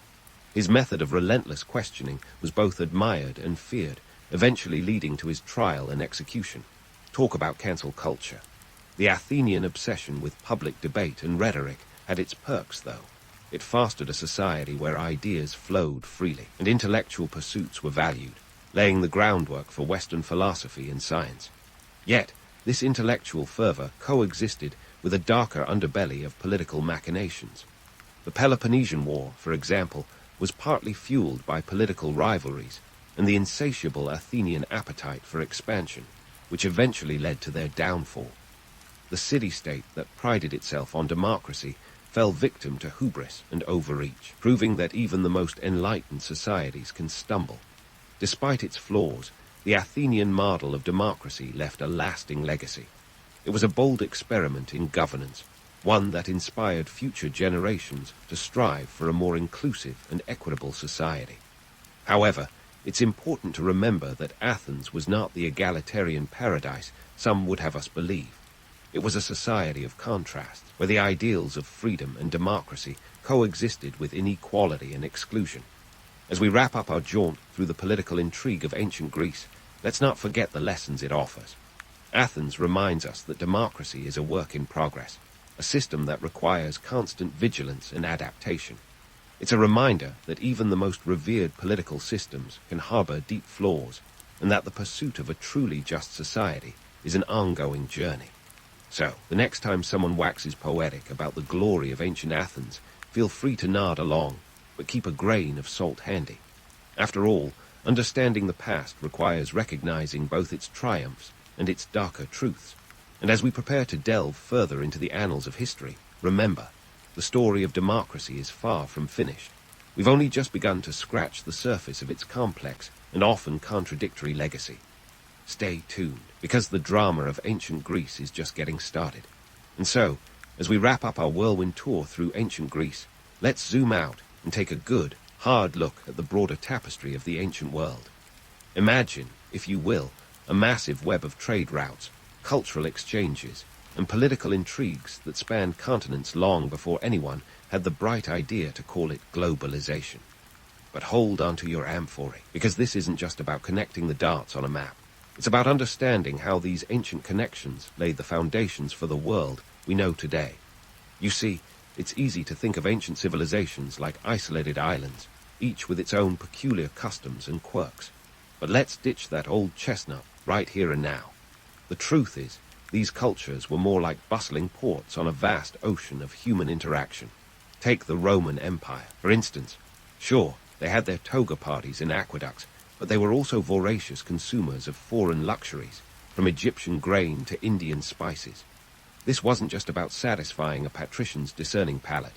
It was the lifeblood of an economy that stretched from Britannia to the banks of the Nile. And speaking of the Nile, let's not forget Egypt's role as a crucial node in this ancient network. The land of the pharaohs was more than just a pyramid scheme. It was a breadbasket for the entire Mediterranean. Imagine your grocery store shelves, stocked courtesy of a river thousands of miles away. The annual inundation of the Nile provided not only the grains that fed Roman legions, but also the papyrus that kept their bureaucrats in business. It's a classic case of scratch my back, and I'll feed your entire empire. Meanwhile, over in the east, the Silk Road was doing its thing. And by thing, I mean acting as the world's most ambitious crossover event, way before Marvel made it cool. This wasn't just about silk and spices.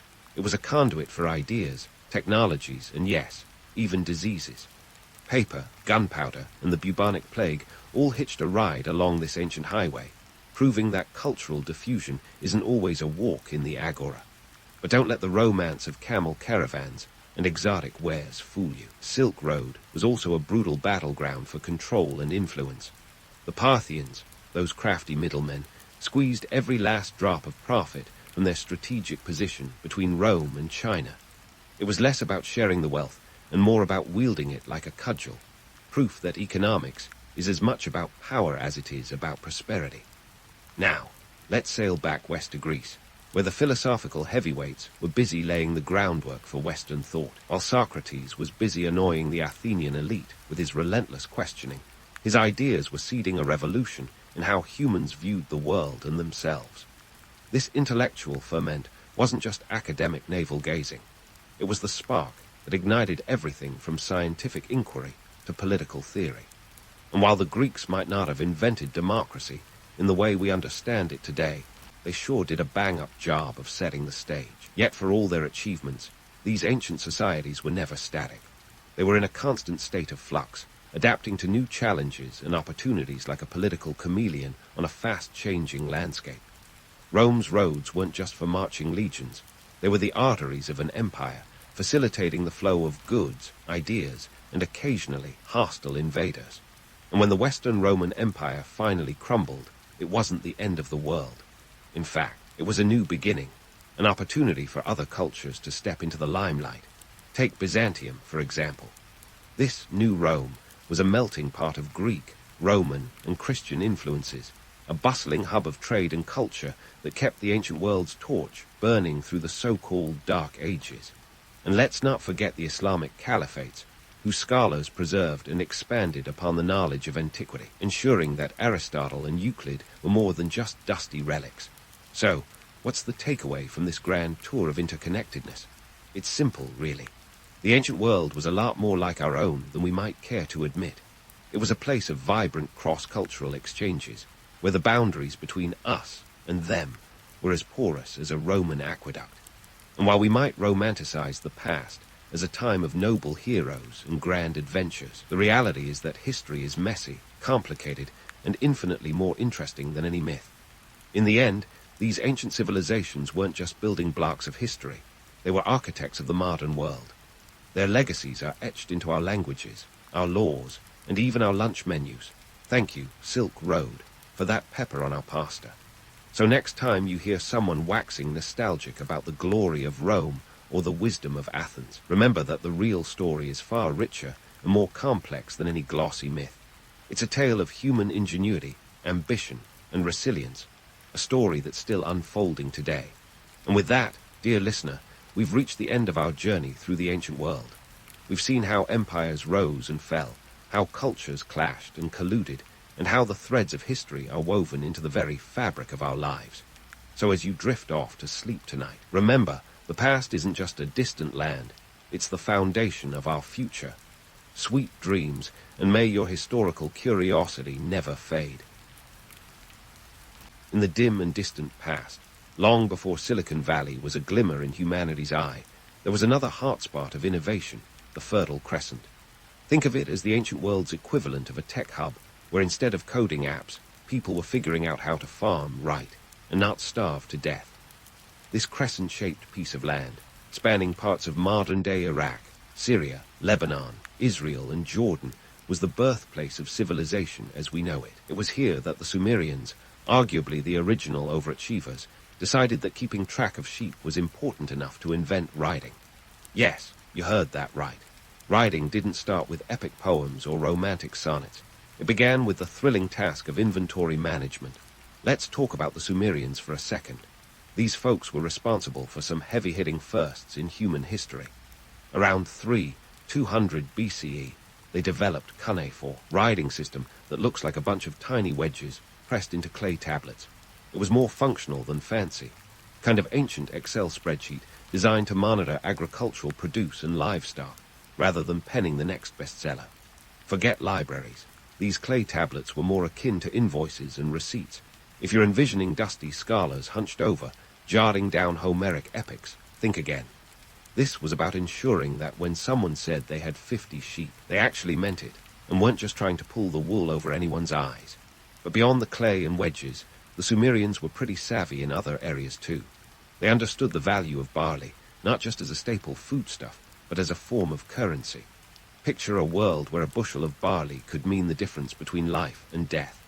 In a society where hard cash was still a few millennia away, barley was a big deal. It was the Bitcoin of its day, except you could also eat it, which makes it infinitely more useful. The early cities of Sumer had economies that revolved around grain, predictable, reliable, and most importantly, edible. This wasn't a world of luxury. It was survival, plain and simple. Now, let's address the elephant, or should we say the ziggurat, in the room, Mesopotamian kingship. Forget the gilded imagery of kings lounging in opulent palaces, draped in silk, sipping wine while poets serenade them with tales of their greatness. The reality was far grimmer. Mesopotamian kings were more like crisis managers, constantly dealing with threats from rival city-states, unpredictable floods from the Tigris and Euphrates, and the ever-present risk of famine. Sure, they had fancy titles, and probably got the best cuts of meat at dinner, but their lives were hardly the stuff of legends. These kings were as much politician as they were warrior, needing to maintain the delicate balance of power in a region where alliances were as stable as jello. The allure of ancient kingship is undeniable. Who doesn't love a good crown story? But these rulers weren't just sitting around on thrones all day. They were out there, securing the borders, ensuring the guards were happy, and most importantly, making sure the grand barley economy didn't collapse. In many ways, they were the original multitaskers, juggling responsibilities that would make any modern CEO sweat. So there you have it, the Fertile Crescent, the birthplace of civilization, where writing began not with the flourish of epic tales, but with the practicalities of counting sheep. In a land where a bushel of barley was as precious as gold, and kings were more likely to be found negotiating treaties than lounging around. The myths of opulence and grandeur are enticing, but the reality, filled with clay tablets, grain fields, and political maneuvering, is where the true story lies. And speaking of realities far removed from fairy tales, let's grab our time-traveling ticket and hop across the Mediterranean to ancient Egypt, where pyramids weren't just towering beacons of pharaonic vanity, but mega-projects that would make any modern CEO drool over the sheer scale and ambition. Forget the image of a lone ruler brooding beneath a golden headdress. Building a pyramid was less about egos and more about economics, an ancient version of a national infrastructure project with a side of immortality. Let's start with the logistics that would have given any project manager, ancient or modern, a migraine. We're talking about moving limestone blocks that each weighed a casual 5 tons. Imagine trying to shove a small SUV uphill without wheels, and you've got the general idea. These blocks were quarried from places like Tura, miles away from Giza, and transported primarily by the Nile, the real MVP of ancient Egypt. The river was the life-giver, the original Amazon prime, delivering massive stones with a speed that would make even modern logistics blush. The workforce behind these projects was not, contrary to popular myth, an army of slaves toiling under the whip. Instead, it was a highly organized crew of skilled laborers and peasants who worked in rotating shifts. During the inundation season, When the Nile flooded and farming was on pause, laborers joined the pyramid projects.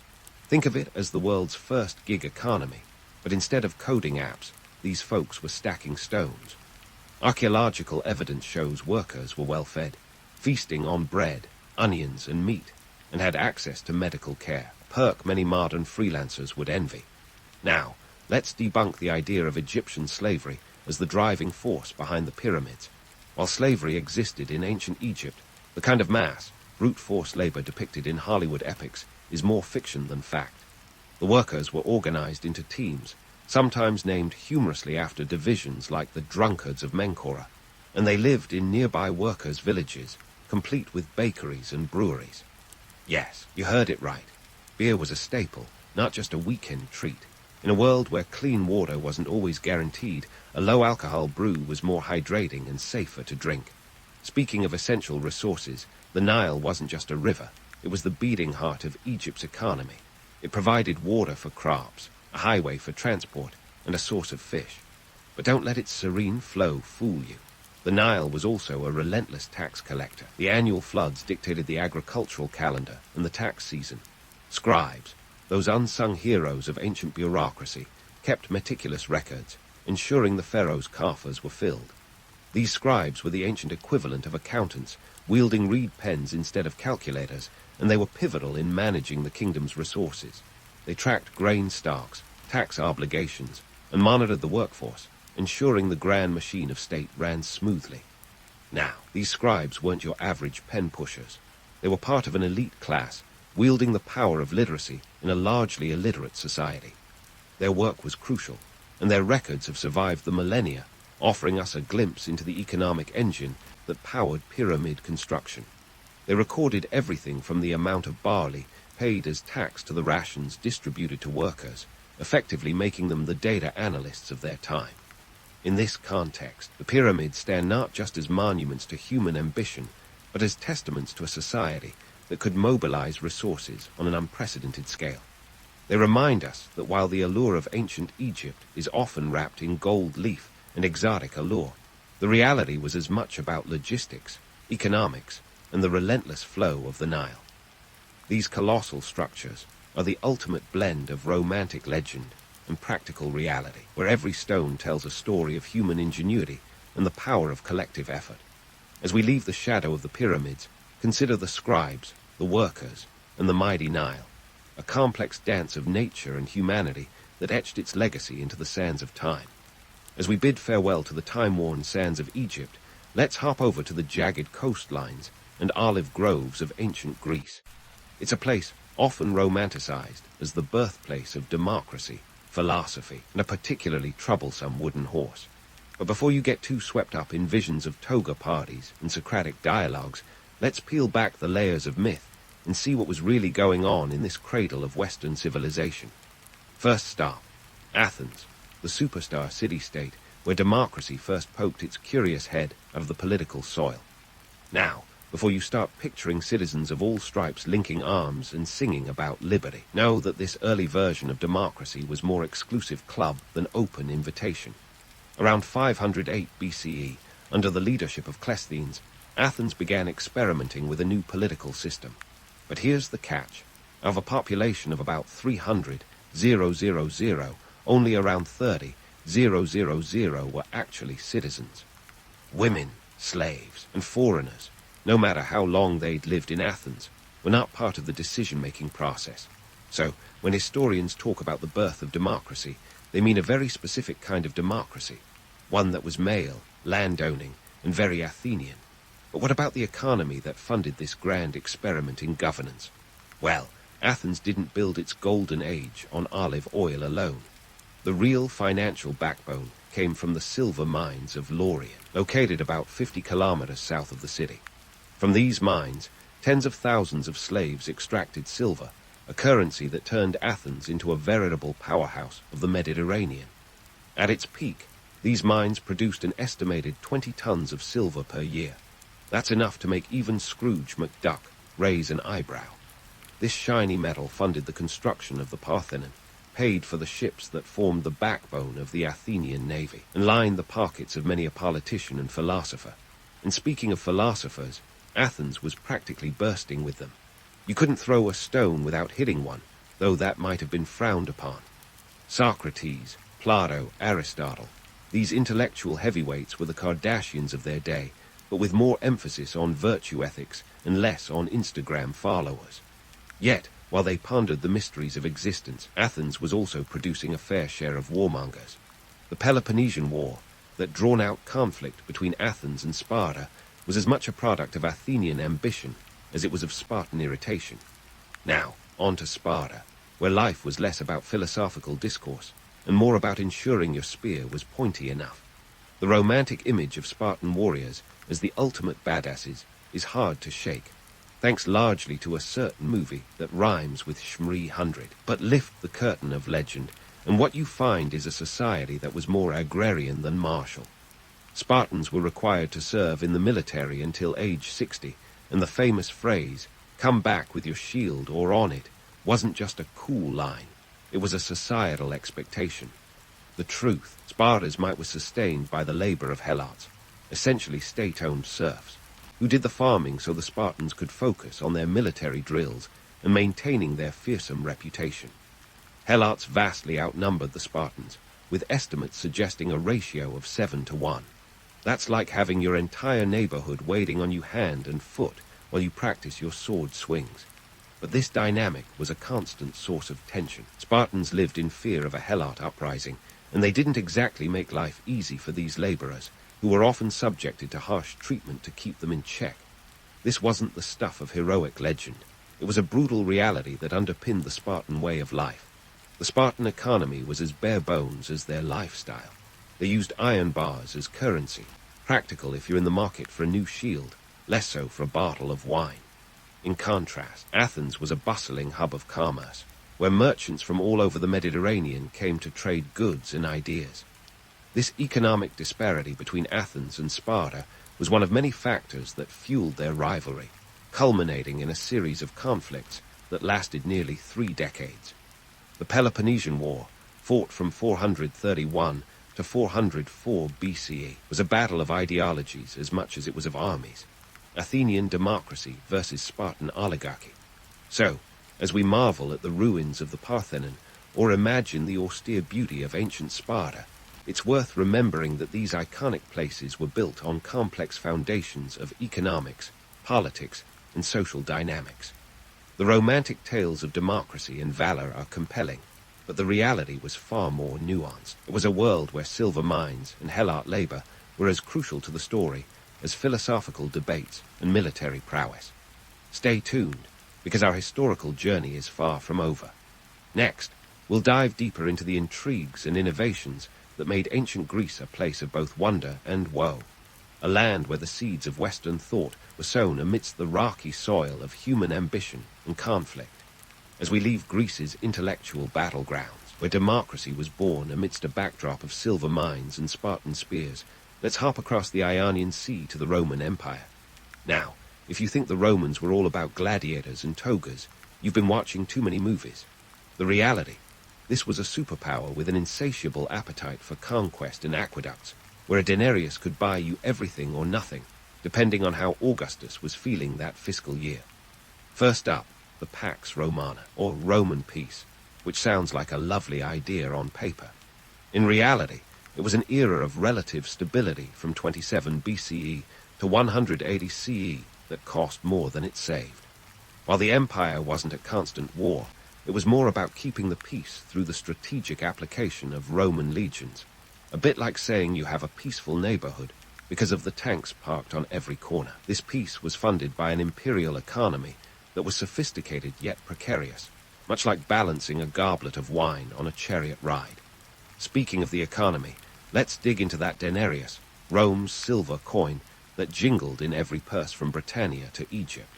Depending on the whims of inflation and imperial decrees, this little coin could be your ticket to a day at the baths, or barely buy you a loaf of bread. Inflation was as unpredictable as a Roman chariot race, and emperors often debased the currency to fund their lavish projects, leading to less silver in the denarius and more grumbling among the populace. Now, about those bread and circuses. The phrase, coined by the satirical poet Juvenal, was less a celebration of Roman generosity and more a cynical commentary on the empire's policy of keeping the masses placated with free grain and gladiatorial games. Imagine if your government decided the solution to economic woes was to host a series of epic sporting events and hand out free fast food. Sure, it might keep people happy for a while, but it doesn't exactly solve underlying issues. The real cost of these spectacles was astronomical, draining the treasuries, while Rome's leaders hoped no one would notice the cracks in the empire's marble facade. But let's not forget the myth of Roman invincibility, that grand narrative that Rome was an unstoppable force destined to conquer the known world. Spoiler alert, the Romans were very stoppable. One of the most famous examples of their vulnerability was the disaster in the Tudor forest in 9 CE.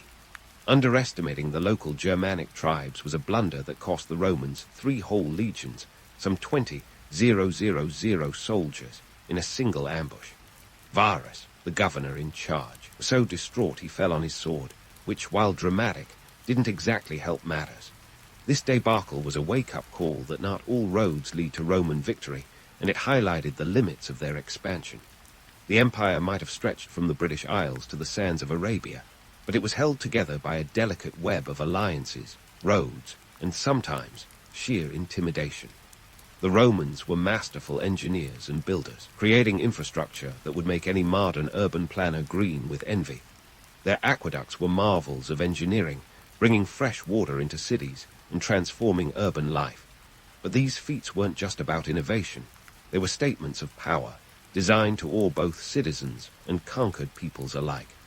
Despite the impressive front, the empire was constantly patching up its defenses, relying on a mix of Roman legions and allied forces to maintain control. These legions were the backbone of Roman military might, composed of heavily trained soldiers who could march 20 miles a day carrying 80 pounds of gear. They were the Swiss army knives of the ancient world, capable of building a fortified camp by nightfall and dismantling it by dawn. However, the image of Rome as an unassailable colossus is more myth than reality. The truth is, the empire was a complex, often unwieldy machine that required constant maintenance and sometimes brute force to keep in motion. While the Romans might have been adept at incorporating new territories and peoples, the reality was that these conquests were often more trouble than they were worth. The sprawling empire was a patchwork of cultures, languages, and economies, all trying to coexist under one roof, and it didn't always go smoothly. So, next time you picture the Roman Empire, think less of gleaming marble and more of a meticulously maintained machine, impressive yet inherently unstable. The grandeur of Rome was as much a testament to human ingenuity as it was a tale of overreach and ambition. The myths of Roman invincibility are compelling, but the reality is a story of a superpower constantly grappling with its own limitations. As we leave the empire's grand arenas and bustling forums, remember that the Roman legacy is one of both astonishing achievements and cautionary tales. The echoes of their successes and failures still resonate today, reminding us that even the mightiest can falter.